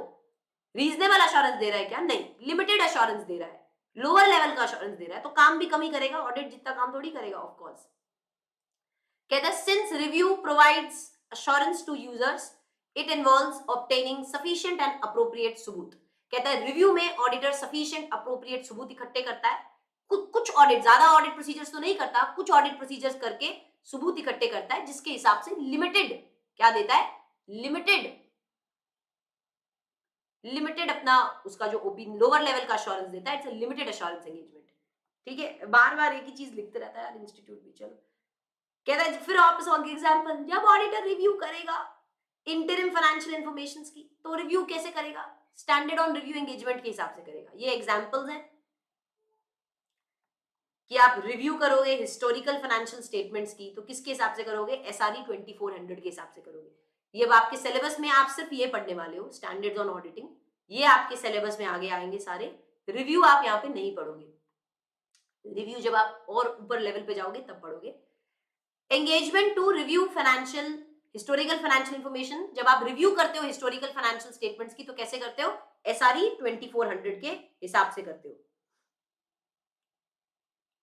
एसआरई 2410 जब आप रिव्यू करते हो इंटरिम फाइनेंशियल इंफॉर्मेशन की, मतलब क्वार्टरली, इंटरिम मतलब quarterly financial information, half yearly financial information की जब आप ऑडिट करेंगे तो कैसे करेंगे? एसआरई 2410 के हिसाब से करेंगे। तो बेसिकली एग्जांपल है बेटा, एक एग्जांपल याद रख लेना और कुछ नहीं है। चलिए, सारे बच्चे आओगे तो ऐसा ऐसा करो। हाँ, ऐसा आप लोग ने चार्ट ऑलरेडी लिखा हुआ है, चार्ट के अंदर यहाँ पे लिखा हुआ है ना, सारी चीजें लिखी हुई है। मेरे को आपको इस चार्ट के अलावा कुछ चीज लिखवाने की जरूरत नहीं है। लिमिटेड अश्योरेंस एंगेजमेंट मतलब क्या? मतलब रिव्यू। रिव्यू आप कैसे करते हो? स्टैंडर्ड ऑन रिव्यू एंगेजमेंट के हिसाब से करते हो। आप लोग ने लिखा हुआ है स्टैंडर्ड ऑन रिव्यू एंगेजमेंट क्या है? वो एंगेजमेंट्स हैं जब आप रिव्यू करोगे, जब आप लिमिटेड अश्योरेंस प्रोवाइड करते हो, जो लोअर लेवल का अश्योरेंस होता है, तब आप कैसे करते हो? स्टैंडर्ड ऑन रिव्यू एंगेजमेंट के हिसाब से करते हो।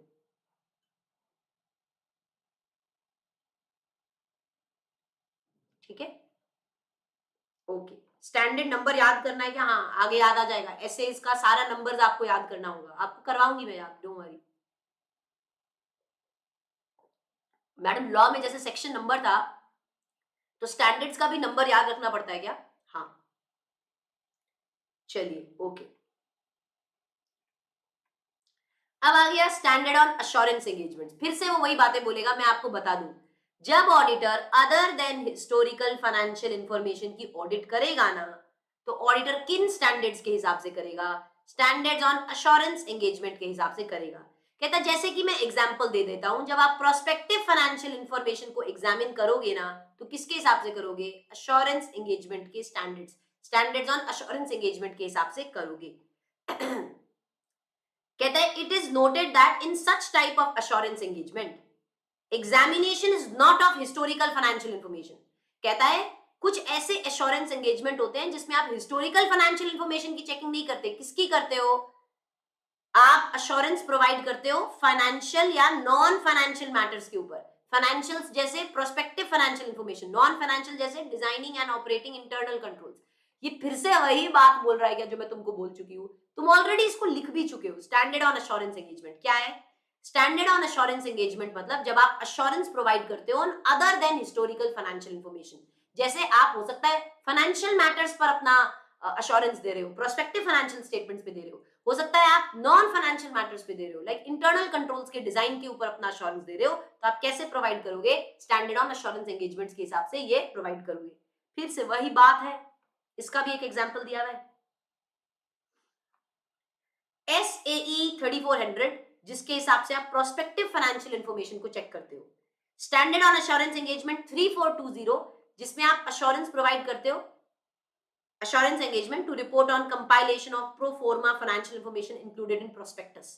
अच्छा, ये आपको तब समझ में आएगा अगर आप लॉ पढ़े हुए हो। प्रोस्पेक्टस पता है क्या सभी बच्चों को क्या होता है? सारे बच्चे बताओ, सबको पता है प्रोस्पेक्टस क्या होता है? एवरीबडी, आप लोगों ने चैप्टर नंबर 3 पढ़ा है लॉ में, जो किसके ऊपर है? प्रोस्पेक्टस के ऊपर। जब आपकी कंपनी प्रोस्पेक्टस इशू करती है, जब कंपनी पब्लिक ऑफर ला रही होती है, कोई भी आईपीओ ला रही है, एफपीओ ला रही है, फर्दर पब्लिक ऑफर या इनिशियल पब्लिक ऑफर आ रहा है, तो कंपनी क्या इशू करती है? प्रोस्पेक्टस। प्रोस्पेक्टस में लिखा होता है क्या? कि जो तुम पैसा दोगे ना हमको, जो तुम पैसा दोगे ना हमको, हम इस पैसे का फ्यूचर में ये करेंगे। तो कहता है ये इसके ऊपर ही है। जब आप कंपाइल करके चीजें डाल रहे हो, फाइनेंशियल इंफॉर्मेशन डाल रहे हो प्रोस्पेक्टस में, कंपनी के प्रोस्पेक्टस, कंपनी जब प्रोस्पेक्टस इशू करती है, कंपनी बताती है हम फ्यूचर में ये करेंगे, तो वो भी क्या है? प्रोस्पेक्टिव ही है, फ्यूचर की बात है। तो उसकी भी अगर रिव्यू करनी हो तो कैसे करोगे? SAE 3420 के हिसाब से। एग्जाम्पल है बेटा, और भी बहुत सारे ऐसे एश्योरेंस एंगेजमेंट्स हैं। यहाँ पे 2 एग्जाम्पल लिखे हुए हैं कि अगर आप प्रोस्पेक्टिव फाइनेंशियल इंफॉर्मेशन को चेक करोगे तो कैसे करोगे? SAE 3400 के हिसाब से। SAE 34 मतलब फाइनेंशियल इंफॉर्मेशन जो प्रोस्पेक्टस में लिखी हुई है वो भी तो फ्यूचरिस्टिक ही है, तो उसको कब रिव्यू करते हो? इस एश्योरेंस एंगेजमेंट के हिसाब से। ठीक है, चलिए सिंपल। अब है standards on related services. Standards on related services.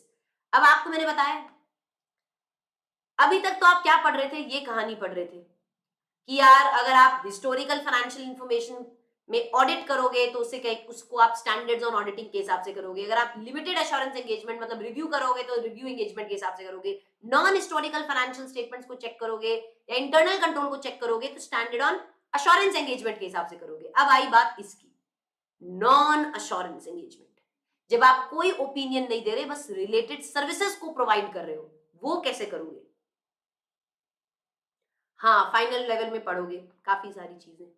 चलिए, स्टैंडर्ड ऑन रिलेटेड सर्विसेज कहता है ये स्टैंडर्ड अप्लाई होता है उन एंगेजमेंट्स में जब आप कुछ अग्रीड अपॉन प्रोसीजर्स कर रहे हो रिगार्डिंग फाइनेंशियल इंफॉर्मेशन। जैसे आपको पता है मैनेजमेंट ने आपको बोला कि ये सीए हो ना, प्लीज आके हमारी अकाउंट्स बनाने में मदद कर दो ना, फाइनेंशियल स्टेटमेंट्स बनाने में मदद कर दो ना, तो ये टाइप की होती है related services. Standards on related services कहता है, सुनना, an engagement to perform agreed upon procedures may require auditor to perform certain procedures concerning individual items of financial data।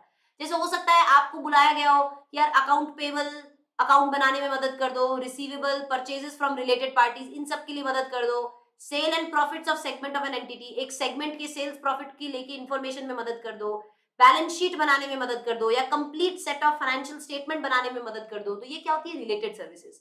कहते हैं ये एक ऐसा एंगेजमेंट है जिसमें प्रैक्टिशनर को बुलाया जाता है कि आप मदद कर दो, असिस्ट कर दो मैनेजमेंट की प्रिपेयर करने में क्या? Historical financial information without obtaining assurance on that matter. मेरे को एक बात बताओ, आप इस पर्टिकुलर टाइप के नॉन एश्योरेंस एंगेजमेंट में ओपिनियन देते हो क्या? क्या आप ओपिनियन देते हो क्या? नहीं, आप सिर्फ मैनेजमेंट की मदद कर रहे हो in preparation of financial information, that is all you are doing. आप यहाँ पे कोई ओपिनियन नहीं दे रहे, ये नॉन एश्योरेंस मैटर्स है। नॉन एश्योरेंस एंगेजमेंट है, यहाँ पे आप कोई ओपिनियन नहीं दे रहे हो बट आप मैनेजमेंट को मदद कर रहे हो in the preparation of financial statement, या फाइनेंशियल स्टेटमेंट के कोई इंडिविजुअल आइटम जैसे अकाउंट रिसीवेबल, रिलेटेड पार्टीज, किसी भी एक चीज को बनाने में मदद कर रहे हो, या पूरे complete set of financial statement को बनाने में मदद कर रहे हो। तो कहता है जैसे हिस्टोरिकल फाइनेंशियल इंफॉर्मेशन बनाने में आप मदद कर रहे हो, किसकी, मैनेजमेंट की, तो ये होती है रिलेटेड सर्विसेज जो ऑडिटर देता है। ऑडिट के अलावा, ऑडिट, रिव्यू, अश्योरेंस के अलावा भी ऑडिटर काम करता है, जैसे कंपनीज की मदद करना फाइनेंशियल स्टेटमेंट्स बनाने में, तो ये कौन सी सर्विसेज होती है, रिलेटेड सर्विसेज। ठीक है, समझा क्या सबको? कहता है इसमें ऑडिटर अपना अग्रीड अपॉन, जो काम अग्री किया है वही काम करता है। ये स्टैंडर्ड्स मतलब उन एंगेजमेंट्स को लेके जहां ऑडिटर को जिस काम के लिए बुलाया गया है अग्रीड अपॉन प्रोसीजर करता है, जैसे ये याद रख लो, जिसमें ऑडिटर मैनेजमेंट की मदद करता है फाइनेंशियल स्टेटमेंट्स वगैरह बनाने में, तो ये हो गए स्टैंडर्ड्स ऑन रिलेटेड सर्विसेज। कुछ भी नहीं है यार, समझा क्या? कंपाइलेशन एंगेजमेंट्स, कंपाइलेशन एंगेजमेंट मतलब फाइनेंशियल स्टेटमेंट बनाने में मदद करना, ये क्या है, रिलेटेड सर्विसेज, जिसमें ऑडिटर कंप्लीटली बता देता है कि मैं कोई अश्योरेंस नहीं दे रहा, मैं कोई ओपिनियन नहीं दे रहा। यहाँ पे ऑडिटर कोई ओपिनियन नहीं देता, बस ऑडिटर फाइनेंशियल स्टेटमेंट्स को बनाने में मदद करता है। कोई ओपिनियन वगैरह देता है क्या? नहीं, auditor provides no opinion but just provide related services. ठीक है, तो यहाँ लिख लो standard on related services. Non assurance engagement मतलब रिलेटेड सर्विसेज, जो ऑडिटर किसके हिसाब से करता है,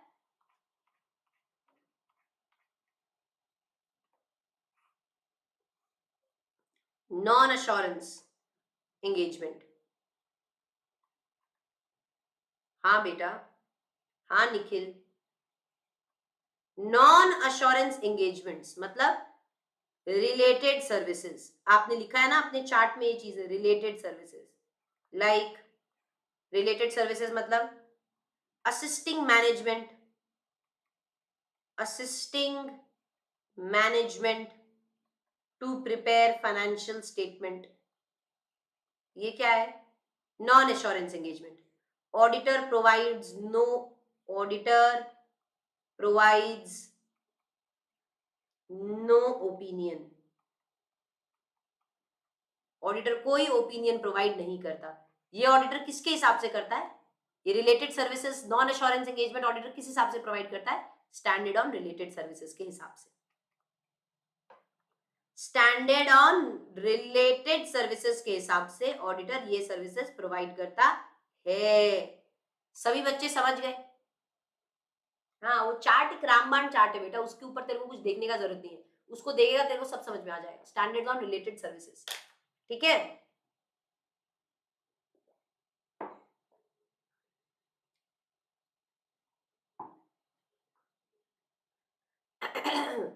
ओके, चलिए, तो सिंपल है। इसमें एसएस के हिसाब से क्या करते हो, ऑडिट करते हो। एसआरईज के हिसाब से क्या करते हो, रिव्यू करते हो। रिव्यू एक लिमिटेड अश्योरेंस एंगेजमेंट है जिसमें आप ज्यादा लोअर लेवल का अश्योरेंस देते हो। और दूसरे अश्योरेंस एंगेजमेंट जिसमें आप हिस्टोरिकल फाइनेंशियल इंफॉर्मेशन चेक नहीं कर रहे, प्रोस्पेक्टिव चेक कर रहे हो, इंटरनल कंट्रोल चेक कर रहे हो, इसमें आप मॉडरेट लेवल का अश्योरेंस देते हो। ठीक है, सिंपल है, क्या है इसमें। और एक एक बात को ऊपर रिपीट कर चुके हैं, बार बार नीचे बोल रहे हैं, रिपीटेटिव है सारी चीजें। चलिए, कहता है ये टाइप की सर्विसेज को हम रिलेटेड सर्विसेज कहते हैं। जब आप किसी कंपनी को मदद कर रहे हो फाइनेंशियल स्टेटमेंट्स वगैरह कंपाइल करने में, प्रिपेयर करने में, तो इस टाइप की सर्विसेज होती है रिलेटेड सर्विसेज। और ये आप किस हिसाब से करते हो, स्टैंडर्ड्स ऑन रिलेटेड सर्विसेज के हिसाब से करते हो। जैसे दो स्टैंडर्ड्स का यहाँ पे एग्जांपल दिया हुआ है कि अगर आप कोई अग्रीड अपॉन प्रोसीजर कर रहे हो regarding financial information, let's say management ने तुमको बुलाया है कि यार हमारे रिलेटेड पार्टी को लेकर हमारे ट्रांजैक्शन रिकॉर्ड करने में हमारी मदद कर दो, कि फाइनेंशियल इंफॉर्मेशन के कोई एक पर्टिकुलर चीज को हमें बनाने में मदद कर दो, तो कैसा होता है, एसआरएस 4400 के हिसाब से। एसआरएस 4410 कंपाइलेशन, अगर आपको मैनेजमेंट ने बुलाया है कि हमारे फाइनेंशियल स्टेटमेंट्स को प्रिपेयर करने में हमारी मदद कर दो, तो कैसे करोगे, एसआरएस 4410 के हिसाब से। आपको ये सब नंबर याद रखना नहीं है, आपको सिर्फ स्टैंडर्ड्स एसेज याद रखने हैं जो हम आगे पढ़ेंगे, और कुछ नहीं है। What is integrity of an auditor? Nikita पिछली क्लास में एब्सेंट थी बेटा, हमने क्वालिटीज ऑफ एन ऑडिटर पढ़ा था, इंटीग्रिटी हमने उसमें पढ़ा था। निकिता ध्यान से पढ़ना पड़ेगा बेटा। इंटीग्रिटी मतलब क्या होती है, ऑनेस्टी। मेरी इंटीग्रिटी है, मैं एक ऐसी आदमी हूं जो इंटीग्रिटी लेवल मेरा बहुत अच्छा है, मतलब मैं ऑनेस्ट हूँ, ऑनेस्टी। समझा गया बेटा? एवरीबडी समझा गया? आपको इसमें ऐसा कुछ था नहीं जो नहीं पढ़ा। अब जो नया टॉपिक आएगा वो अभी हम पढ़ेंगे, जो आपने अभी तक नहीं पढ़ा। बस थोड़ा सा बाकी है, इतना सा, एंड चैप्टर इज ओवर। चलिए, मॉरल्स फॉलो करने पड़ेंगे। अब आपको मैं 2 मिनट का ब्रेक देती हूँ। 2 minutes break, 2 minute break, and then let's continue. किसी को चैप्टर में कोई डाउट आया क्या? कोई भी डाउट नहीं है? क्या पढ़ा? ऑडिट क्या होती है, ऑडिट का स्कोप क्या होता है, ऑडिट करने के फायदे क्या होते हैं, ऑडिट में कमियां क्या है, लिमिटेशंस क्या है।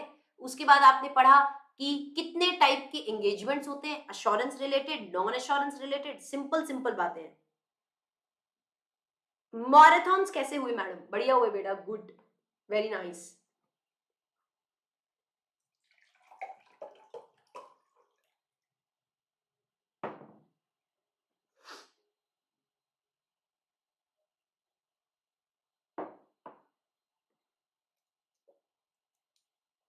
नो डाउट्स, परफेक्ट है बेटा, कोई डाउट की बात ही नहीं है। अच्छा, तुमने क्या किया कल, मेरे को बताना। ये टाइम पे कल तुम्हारी क्लास तो नहीं थी? तुमने कल पूरे दिन क्या किया? तुम्हारी क्लास तो नहीं थी ये टाइम पे, बहुत बच्चों की नहीं थी। अब जिसकी अकाउंट्स की थी वो अलग बात है, बट जिसकी नहीं थी उन्होंने क्या किया? टाइम पास किया होगा, कल लेट उठे होगे। हाश, थैंक गॉड मैम की तो क्लास नहीं है। चलिए मजे करते हैं। हाँ, हम्म, होमवर्क किया, ध्यानदीप, अच्छा बड़ा ही होमवर्क किया। हाँ, ये तो मैं देख नहीं सकती तुम्हारी नोटबुक, नहीं तो अभी देख लेती किया कि नहीं दिखा है। होमवर्क करा था आपका? अरे तुम तो बहुत अच्छे होने लगे, बहुत अच्छे बच्चे होने लगे। हाँ, कितने मार्क्स के लिए आता है ये चैप्टर मैम? बेटा अभी ये नया सिलेबस में है, अभी हमें मार्किंग नहीं पता है। अभी ऑन एन एवरेज अगर मैं बोलूं तो 5-6 मार्क्स का आएगा ये चैप्टर आपका।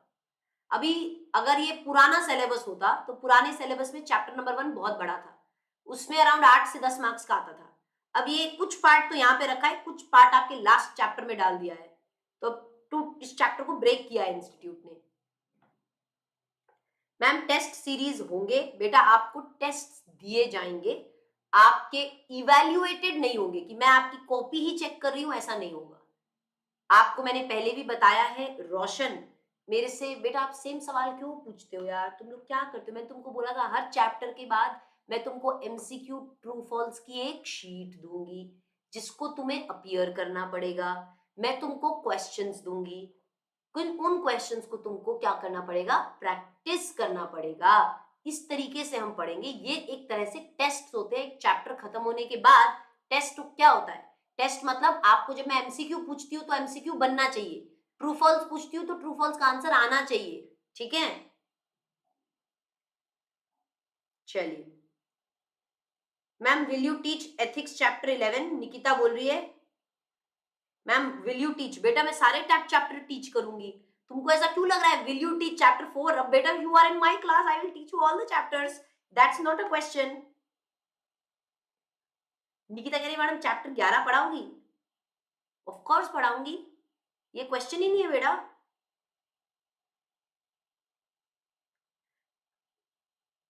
मैम ने केस स्टडी दिया है, वो कैसे करना है उसको पढ़ो। आपने चैप्टर पढ़ लिया तो आप केस स्टडी पढ़ लो।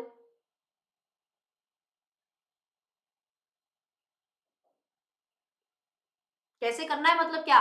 लिख के कर लो, प्रैक्टिस कर लो। क्वेश्चंस आपके सारे बच्चे, आपके स्टडी मटेरियल में क्वेश्चंस है। अब जैसे चैप्टर खत्म होंगे उन क्वेश्चंस को आप क्या करोगे? प्रैक्टिस करोगे। ठीक है मैडम। अब थोड़े थोड़े दिन बाद कोई एक बच्चा पूछेगा मैडम क्वेश्चन के आंसर्स को कैसे लिखना है? अब बेटा जैसे आंसर लिखते हो वैसे ही लिखोगे ना। अब मैं ऐसे तो पकड़ नहीं सकती तुम्हारा हाथ, A for apple B for boy तो नहीं हो। अब तुमको पूरा चैप्टर पढ़ा दिया, तुमको पूरे चैप्टर के नोट्स अच्छे से बना दिए, अब क्वेश्चन का आंसर तो तुम खुद अटेम्प्ट करोगे ना। बेटा इंटरमीडिएट लेवल पे हो, सीए इंटर में आ गए हो, तो अब क्वेश्चन का आंसर तो आप, टॉपिक तो टीचर पढ़ा देता है आपको, टॉपिक टीचर लिखवा सकता है आपको, उसके बाद आप प्रैक्टिस तो खुद ही को करनी पड़ेगी। मैम मैं आपकी रिकॉर्डेड कर सकता हूँ क्या फॉर May 24? बेटा सिलेबस खत्म हो गया है, चेंज हो गया है। प्रिया कुमारी बेटा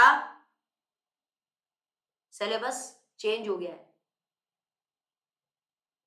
तो मैं आपको सजेस्ट करती हूँ कि आप न्यू सिलेबस की क्लासेस लो, पुराने सिलेबस को मत पढ़ो। क्यों पढ़ना है बेटा, पुराना सिलेबस से नए सिलेबस में बहुत चेंजेस आ चुके हैं। तो मैं आप सबको सजेस्ट करती हूँ, जो भी बच्चे पुराने सिलेबस से पढ़ रहे हैं मत पढ़ो बेटा। Why are you playing with your future? आप नया सिलेबस पढ़ो, न्यू सिलेबस से पढ़ो। क्यों पुराना सिलेबस पढ़ रहे हो? May 24 में जो लगता ही नहीं है वो बुक्स को देखो ही मत ना।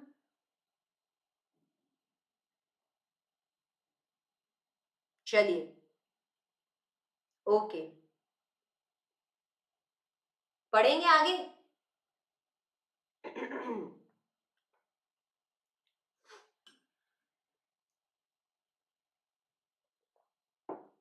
दीपांकर गुप्ता, बेटा ये कौन सा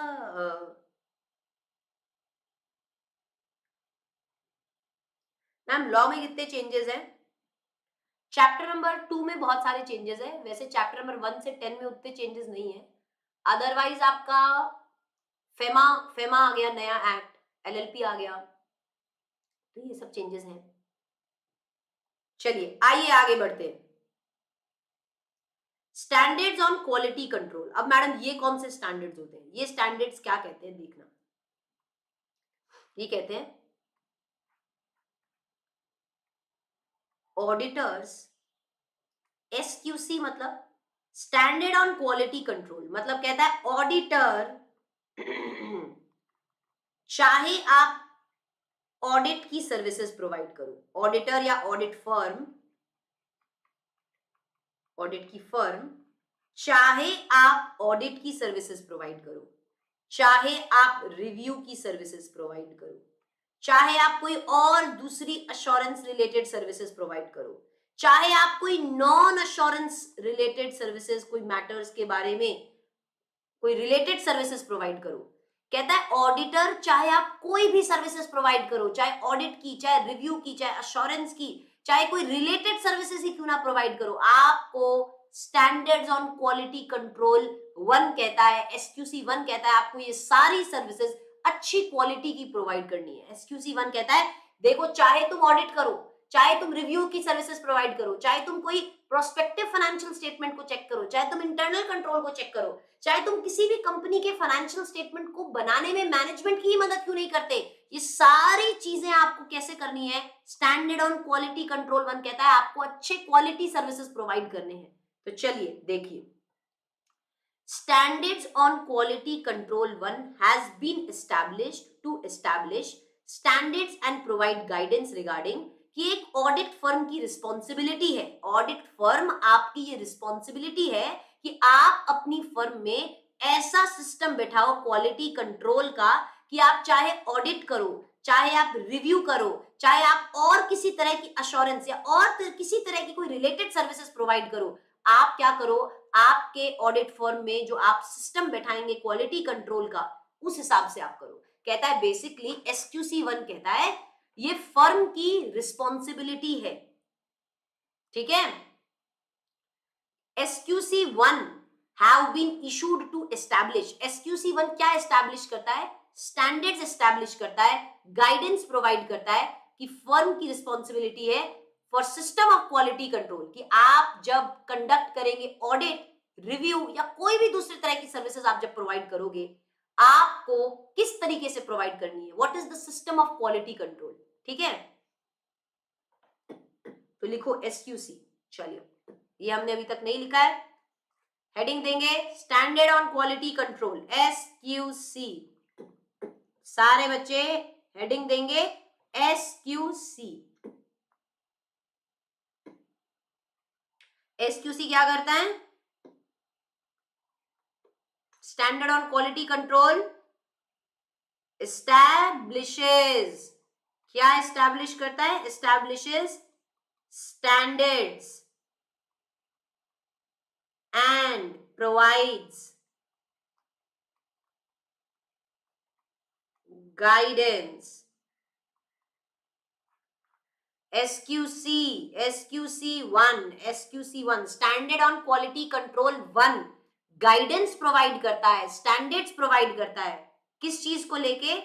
रिगार्डिंग फर्म की क्या रिस्पॉन्सिबिलिटीज है, एक ऑडिट फर्म की रिस्पॉन्सिबिलिटीज, स्टैंडर्ड्स प्रोवाइड करता है, गाइडेंस प्रोवाइड करता है रिगार्डिंग फर्म की क्या रिस्पॉन्सिबिलिटीज है for system of quality control, कि एक फर्म में किस तरीके का सिस्टम होना चाहिए क्वालिटी कंट्रोल का, ताकि आप चाहे ऑडिट की सर्विसेज दे, चाहे आप रिव्यू की सर्विसेज दे, आप अच्छे से दे।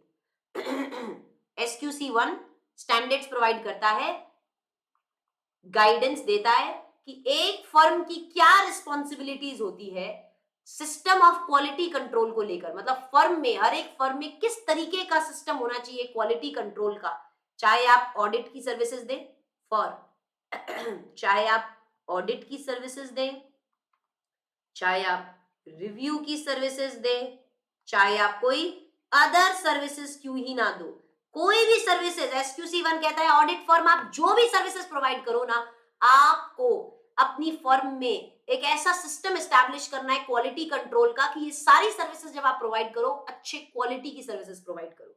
तो दैट इज योर SQC1। सारे बच्चे समझे? हाँ जी।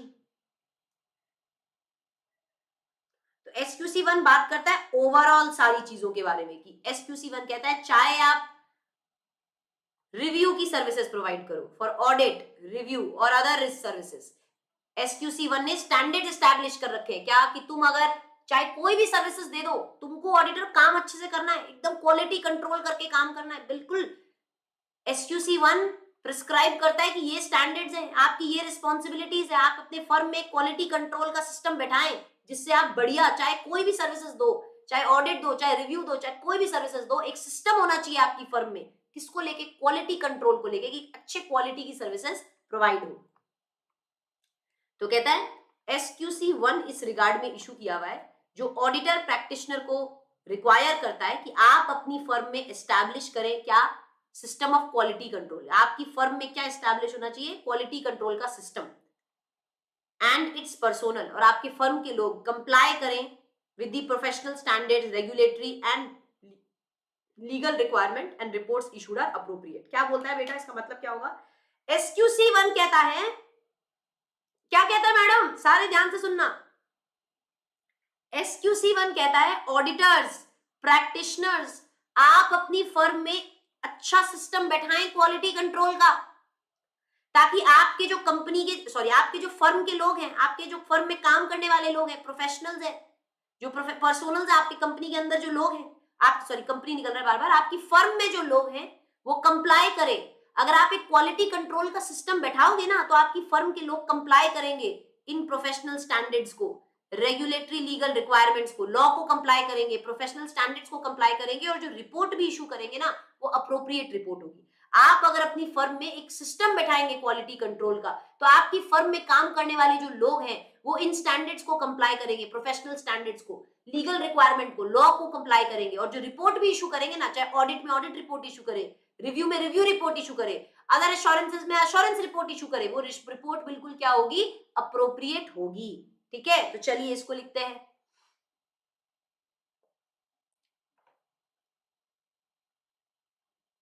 चलिए SQC1 क्या रिक्वायर करता है,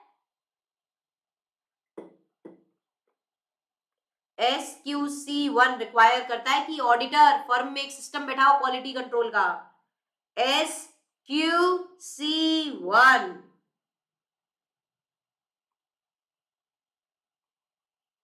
रिक्वायर्स, क्या बोलता है बेटा, चल जोर से बोलना, ऑडिटर्स, SQC1 रिक्वायर करता है ऑडिटर्स को क्या करने के लिए, to establish system of quality control, आप अपनी फर्म में क्वालिटी कंट्रोल का प्रॉपर सिस्टम क्या करें, एस्टैब्लिश करें। SQC1 रिक्वायर करता है कि ऑडिटर्स आप अपनी ऑडिट फर्म में क्वालिटी कंट्रोल का क्या करें, प्रॉपर सिस्टम एस्टैब्लिश करें। क्यों? सो दैट आपकी फर्म जो है, so that firm and firm में काम करने वाले लोग, firm and its personnel, firm और फर्म में काम करने वाले लोग कंप्लाई करें, किसको, comply with professional standards,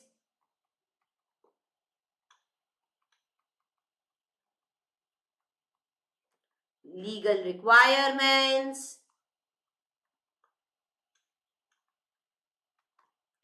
and issue an appropriate audit report. And issue an appropriate report. Very very good. Simple कह रहा है देख लो, बस इतना ही कह रहा है। कह रहा है SQC1 कहता है देख ले ऑडिटर भाई, एक अच्छा सिस्टम बैठा ले क्वालिटी कंट्रोल का, ताकि तुम्हारी फर्म और तुम्हारे फर्म में काम करने वाले लोग बिल्कुल स्टैंडर्ड्स के हिसाब से काम करें। ऑडिट करे तो एसएस के हिसाब से करे, रिव्यू करे तो एसआरईज के हिसाब से करे, अश्योरेंस करे तो अश्योरेंस एंगेजमेंट के हिसाब से करे। आप एक ऐसा सिस्टम बैठाएं क्वालिटी कंट्रोल का कि आपकी फर्म और फर्म में काम करने वाले लोग बिल्कुल प्रोफेशनल स्टैंडर्ड्स के हिसाब से काम करें। जैसे जब ऑडिट करने जाएं तो ऑडिट स्टैंडर्ड ऑन ऑडिटिंग के हिसाब से करें, रिव्यू करने जाएं तो SRE standard on review engagement के हिसाब से करें। मतलब काम को स्टैंडर्ड्स के हिसाब से किया जाए, लीगल रिक्वायरमेंट के हिसाब से किया जाए, और जो रिपोर्ट इशू की जाए वो भी क्या हो, बिल्कुल अप्रोप्रिएट हो। ऐसा सिस्टम होना चाहिए क्या, मेरे को बताओ, जरूरी है क्या? हाँ मैडम, मेरे को एक बात बताओ, नहीं तो कंपनी के लोग, सॉरी बार बार कंपनी नहीं कहते, फर्म के लोग कैसे पता चलेगा स्टैंडर्ड्स के हिसाब से काम कर रहे कि नहीं, रिव्यू ठीक से कर रहे कि नहीं, ऑडिट ठीक से कर रहे कि नहीं? अगर आप एक सिस्टम बैठाओगे क्वालिटी कंट्रोल का, SQC1 कहता है एक सिस्टम बैठाओ ताकि तुम ये इंश्योर कर सको कि तुम्हारे फर्म और फर्म में काम करने वाले लोग जो काम करते हैं वो बिल्कुल स्टैंडर्ड्स के हिसाब से काम करते हैं। ऑडिट करते हैं तो स्टैंडर्ड्स ऑन ऑडिटिंग के हिसाब से करते हैं, रिव्यू करते हैं तो एसआरईज के हिसाब से करते हैं। ठीक है, ओके, अंडरस्टूड जी। हाँ जी madam, very very simple, very very easy. चलिए, तो SQC1 का इतना ही मोटिव है, इससे ज्यादा आपको यहाँ पे एक्सप्लेन नहीं है, बस, और तो कुछ भी नहीं है। बेसिक ऑब्जेक्टिव इज दैट जब आप कोई भी सर्विसेज दो, SQC1 का बेसिक ऑब्जेक्टिव ये है कि चाहे आप कोई भी सर्विसेज दो, किसी भी तरीके की सर्विसेज दो, कोई भी टाइप का एंगेजमेंट हो, चाहे ऑडिट हो, रिव्यू हो, अदर रिलेटेड सर्विसेज हो, there should be a system of quality control. एक क्वालिटी कंट्रोल का सिस्टम होना चाहिए ताकि फर्म और फर्म में काम करने वाले लोग प्रोफेशनल स्टैंडर्ड और लीगल रिक्वायरमेंट के हिसाब से काम करें, और जो भी रिपोर्ट्स वगैरह इशू करें वो बिल्कुल अप्रोप्रिएट हो। ऑडिट में जो आप ऑडिट रिपोर्ट इशू करोगे, रिव्यू में जो रिव्यू रिपोर्ट इशू करोगे, ये सारी रिपोर्ट कैसी होनी चाहिए, बिल्कुल कैसी होनी चाहिए, अप्रोप्रिएट होनी चाहिए। तो अगर आप अपनी फर्म में सिस्टम बैठाते हो क्वालिटी कंट्रोल का, तो उससे क्या होगा, आपके फर्म और फर्म में काम करने वाले लोग बिल्कुल प्रोफेशनल स्टैंडर्ड्स, लीगल रिक्वायरमेंट और रिपोर्ट भी जो इशू करेंगे वो अप्रोप्रिएट होगी। ठीक है, सिंपल है, वही बात बेटा, बात जो भी आपने पढ़ी। अब लास्ट है, why are standards needed? Standards की जरूरत क्यों है? अगर मान लो बोला हुआ है कि ऑडिटर आपको ऑडिट एसेस के हिसाब से करनी है, स्टैंडर्ड्स ऑन ऑडिटिंग के हिसाब से करनी है, क्यों स्टैंडर्ड्स की जरूरत है? ये मैं आपको ऊपर भी बता चुकी हूँ। रिव्यू करना है तो स्टैंडर्ड ऑन रिव्यू एंगेजमेंट के हिसाब से करना है, ऑडिट करना है तो एसेस के हिसाब से करना है। क्यों, व्हाई आर स्टैंडर्ड्स इंपॉर्टेंट? क्योंकि स्टैंडर्ड्स एक क्या सेट करते हैं बेटा, बेंचमार्क सेट करते हैं as per the global practices, की वर्ल्ड में लोग काम कैसे कर रहे हैं उसके हिसाब से standard ensures carrying out audit. अगर ये जो स्टैंडर्ड्स हैं, ये स्टैंडर्ड्स क्या इंश्योर करते हैं कि आप ऑडिट इस तरीके से करो कि जो वर्ल्ड में जिस तरीके के बेंचमार्क सेट किए हुए ना, उस हिसाब से आप ऑडिट करो। पूरी दुनिया में जिस तरीके के बेंचमार्क सेट कर रखे ना, नहीं तो देखो, अगर आपको कोई भी चीज बताई नहीं गई कि ऑडिट कैसे करनी है, तो हर आदमी अपने हिसाब से करेगा क्या? स्टैंडर्ड्स ऑन ऑडिटिंग क्या सेट करते हैं, एक बेंचमार्क सेट करते हैं, benchmark at par with global practices, की वर्ल्ड में लोग क्या कर रहे हैं उसका बेंचमार्क सेट करते हैं। तो उसके हिसाब से आप क्या करते हो, ऑडिट करते हो। अगर आप स्टैंडर्ड्स के हिसाब से ऑडिट करोगे तो आपकी क्वालिटी जो है फाइनेंशियल रिपोर्टिंग की, वो क्या होगी, इंप्रूव होगी, यूजर्स अच्छे से डिसीजन ले पाएंगे, यूनिफॉर्मिटी होगी as the audit of financial statement. सारे ऑडिटर्स अगर स्टैंडर्ड्स को फॉलो करेंगे तो यूनिफॉर्मिटी होगी, सारे ऑडिट्स में काम में यूनिफॉर्मिटी आएगी। Standards equip professional accountants with professional knowledge, आपको एसएस से प्रोफेशनल नॉलेज और स्किल्स भी डेवलप होते हैं, और ऑडिट क्वालिटी की प्रोवाइड होती है। Standard ensures audit quality, standards के हिसाब से ऑडिट करोगे मतलब ऑडिट भी क्वालिटी के हिसाब से होगी। तो basically why are standards needed? Standards needed क्योंकि सारा यूनिफॉर्मिटी बैठेगा ना, नहीं तो कोई आदमी अपने हिसाब से काम कर रहा है, कोई अपने हिसाब से काम कर रहा है, यूनिफॉर्मिटी नहीं है। अगर स्टैंडर्ड्स होंगे तो क्वालिटी, ऑडिट आप क्वालिटी के हिसाब से कर पाएंगे। जो ऑडिटर्स है उनको प्रोफेशनल नॉलेज मिलेगी, स्किल्स मिलेगी, उनको ये पता चलेगा कि वर्ल्ड में लोग किस तरीके से काम करते हैं, तो एक बेंचमार्क सेट हो जाता है। ठीक है, तो व्हाई आर स्टैंडर्ड्स इंपॉर्टेंट? लिखिए जी, सिंपल है, इसमें कुछ भी बात नहीं है। सारे बच्चे लिखेंगे why are standards needed, standards की क्या जरूरत है? थोड़ा जल्दी जल्दी लिखिएगा। Why are standards important? Standards क्यों इंपॉर्टेंट है मैम? क्यों जरूरत है? ऑडिट को ऐसे के हिसाब से क्यों करना है? अरे क्या होगा रे करेगा तो? इट एस्टैब्लिशेस, सबसे पहला point, it establishes benchmark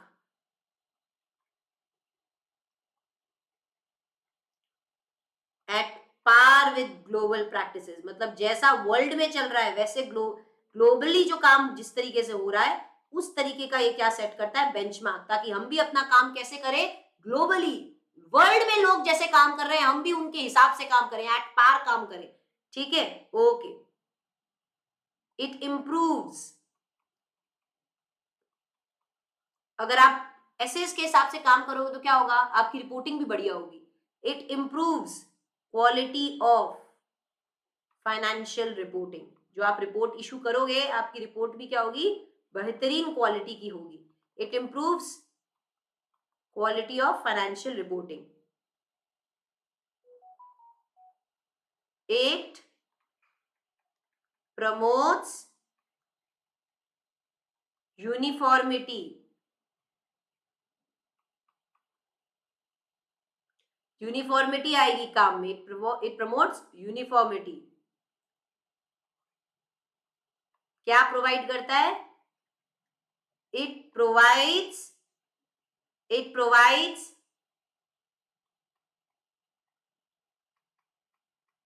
professional accountants. ये जो प्रोफेशनल अकाउंटेंट्स हो गए उनको क्या मिलती है? It provides professional accountant with professional knowledge and skills. आपके स्किल्स भी बढ़ते हैं, स्टैंडर्ड्स के हिसाब से काम करोगे तो आपकी नॉलेज भी बढ़ेगी, काम करने की तरीके से नॉलेज और स्किल्स भी बढ़ेगी। और आप क्या कर पाओगे? यहाँ पे मेरे पास जगह नहीं है, मैं यहाँ लिख रही हूँ। It ensure audit quality, audit की क्वालिटी भी अच्छी होगी, ऑडिट आप अच्छे से कर पाओगे। Ensures audit quality. क्या है बेटा ये? सारे बच्चे समझेंगे। Why are standards important? आपके दिमाग में लॉजिक के से साथ समझोगे तो कितना अच्छे से समझ में आता है, कुछ भी दिक्कत नहीं है। स्टैंडर्ड्स क्यों इंपॉर्टेंट है? क्योंकि ये ऐसे बेंचमार्क सेट करता है जो ग्लोबल बेंचमार्क है उसके एट पार सेट करता है। ऑडिट की क्वालिटी बढ़ती है, काम में यूनिफॉर्मिटी आती है, क्वालिटी, फाइनेंशियल रिपोर्टिंग की क्वालिटी बढ़ जाती है, प्रोफेशनल अकाउंटेंट्स को प्रोफेशनल नॉलेज और स्किल मिलता है। तो इसलिए क्या है जरूरी? स्टैंडर्ड्स जरूरी है। Why are standards important? Because of these things. चलिए लिख लो एवरीबॉडी।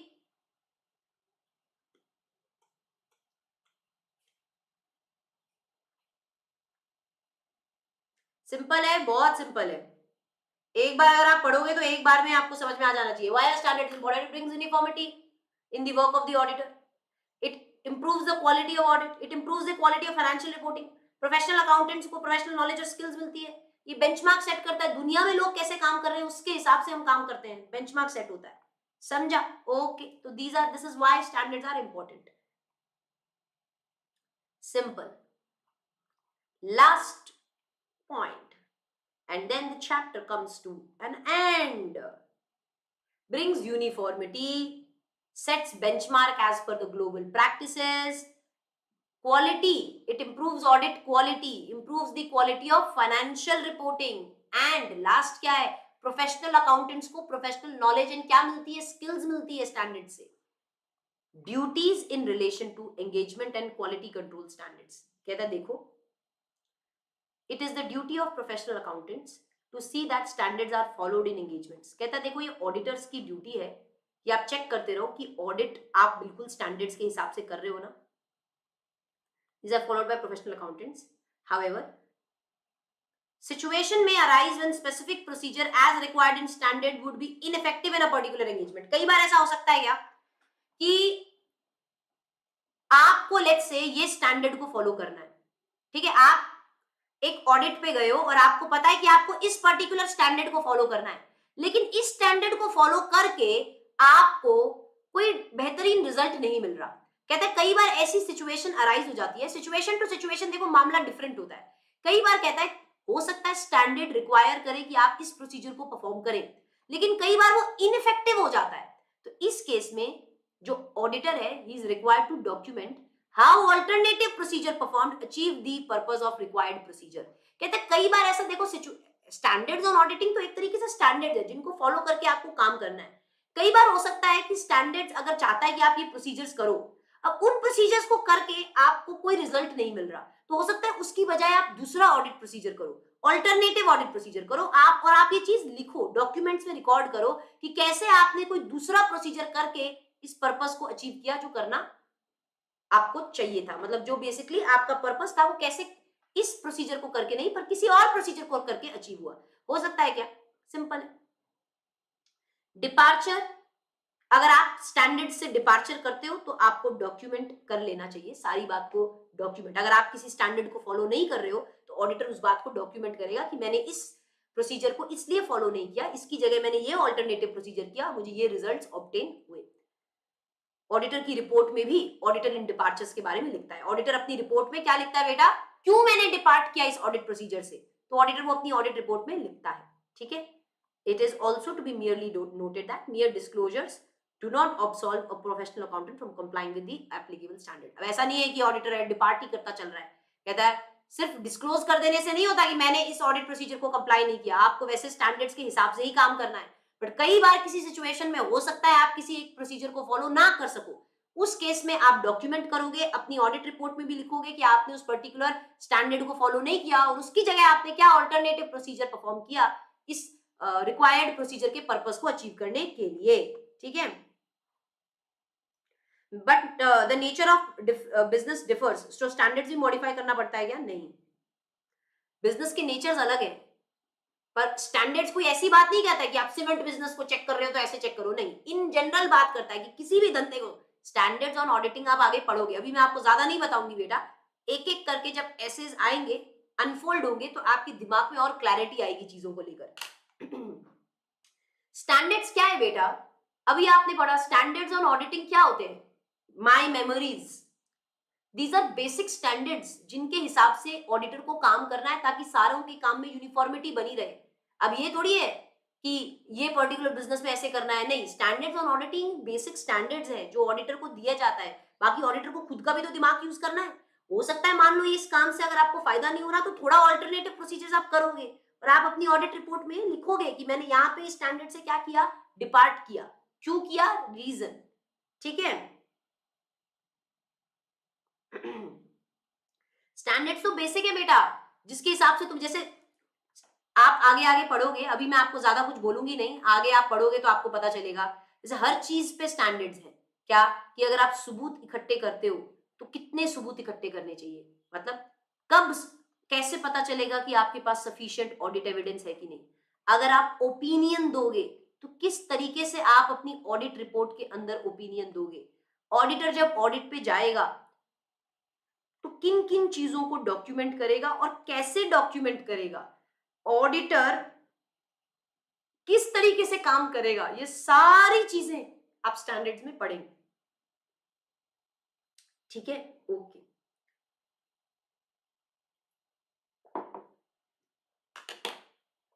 ओके बेटा जी, तो आज की क्लास होती है यहीं पे ओवर। मिलते हैं हम कल की क्लास में, और कल की क्लास हमारी किस पर होगी? ऐप के ऊपर होगी। Tomorrow's class will be on app. Tomorrow's class will be on app। ठीक है। कल की क्लास से, अब कल से क्लास ऐप पे होगी, तो मिलते हैं हम कल की क्लास में जो हमारे ऐप पर होने वाली है। सारे बच्चे, अभी तक अगर किसी ने कोर्स को परचेज नहीं किया है तो बेटा www.ultimateca.com पर जाकर आप कोर्स को परचेज कर सकते हैं। इंडिविजुअल कोर्सेज भी ले सकते हैं, पूरा ग्रुप लेना है तो वैसे भी ले सकते हो, जैसी आपकी श्रद्धा, जैसे आपका मन, जैसे आपको ठीक लगे वैसे करिए। ठीक है। कल की क्लास हम ऐप पे करेंगे। चिंटू ऑलरेडी सबके पास चला गया है बेटा, अगर आपके पास नहीं गया है मैं वापस से रिपीट नहीं करूंगी। चिंटू, आई होप ने आपने मेरी बात क्लास में सुनी है, अगर नहीं सुनी है बेटा you have to go back and see. मैंने आपको बोला है ऐप मेल्स सभी बच्चों को चले गए हैं, अगर आपको नहीं गए हैं तो पिछली वीडियो के कमेंट सेक्शन में एक लिंक अटैच्ड है, फॉर्म का लिंक है, उसको फिल कर दो, आपको आज की आज मिल जाएगा। ठीक है, चलिए ओके बेटा। New app right? Yes Bhima Shankar, नया ऐप बेटा। कल की क्लास हम नए ऐप के ऊपर लेंगे। धन्यवाद एवरीबॉडी, सी यू, मिलते हैं कल की क्लास में। Till then see you, bye bye. Bye बच्चों, bye, see you see you see you.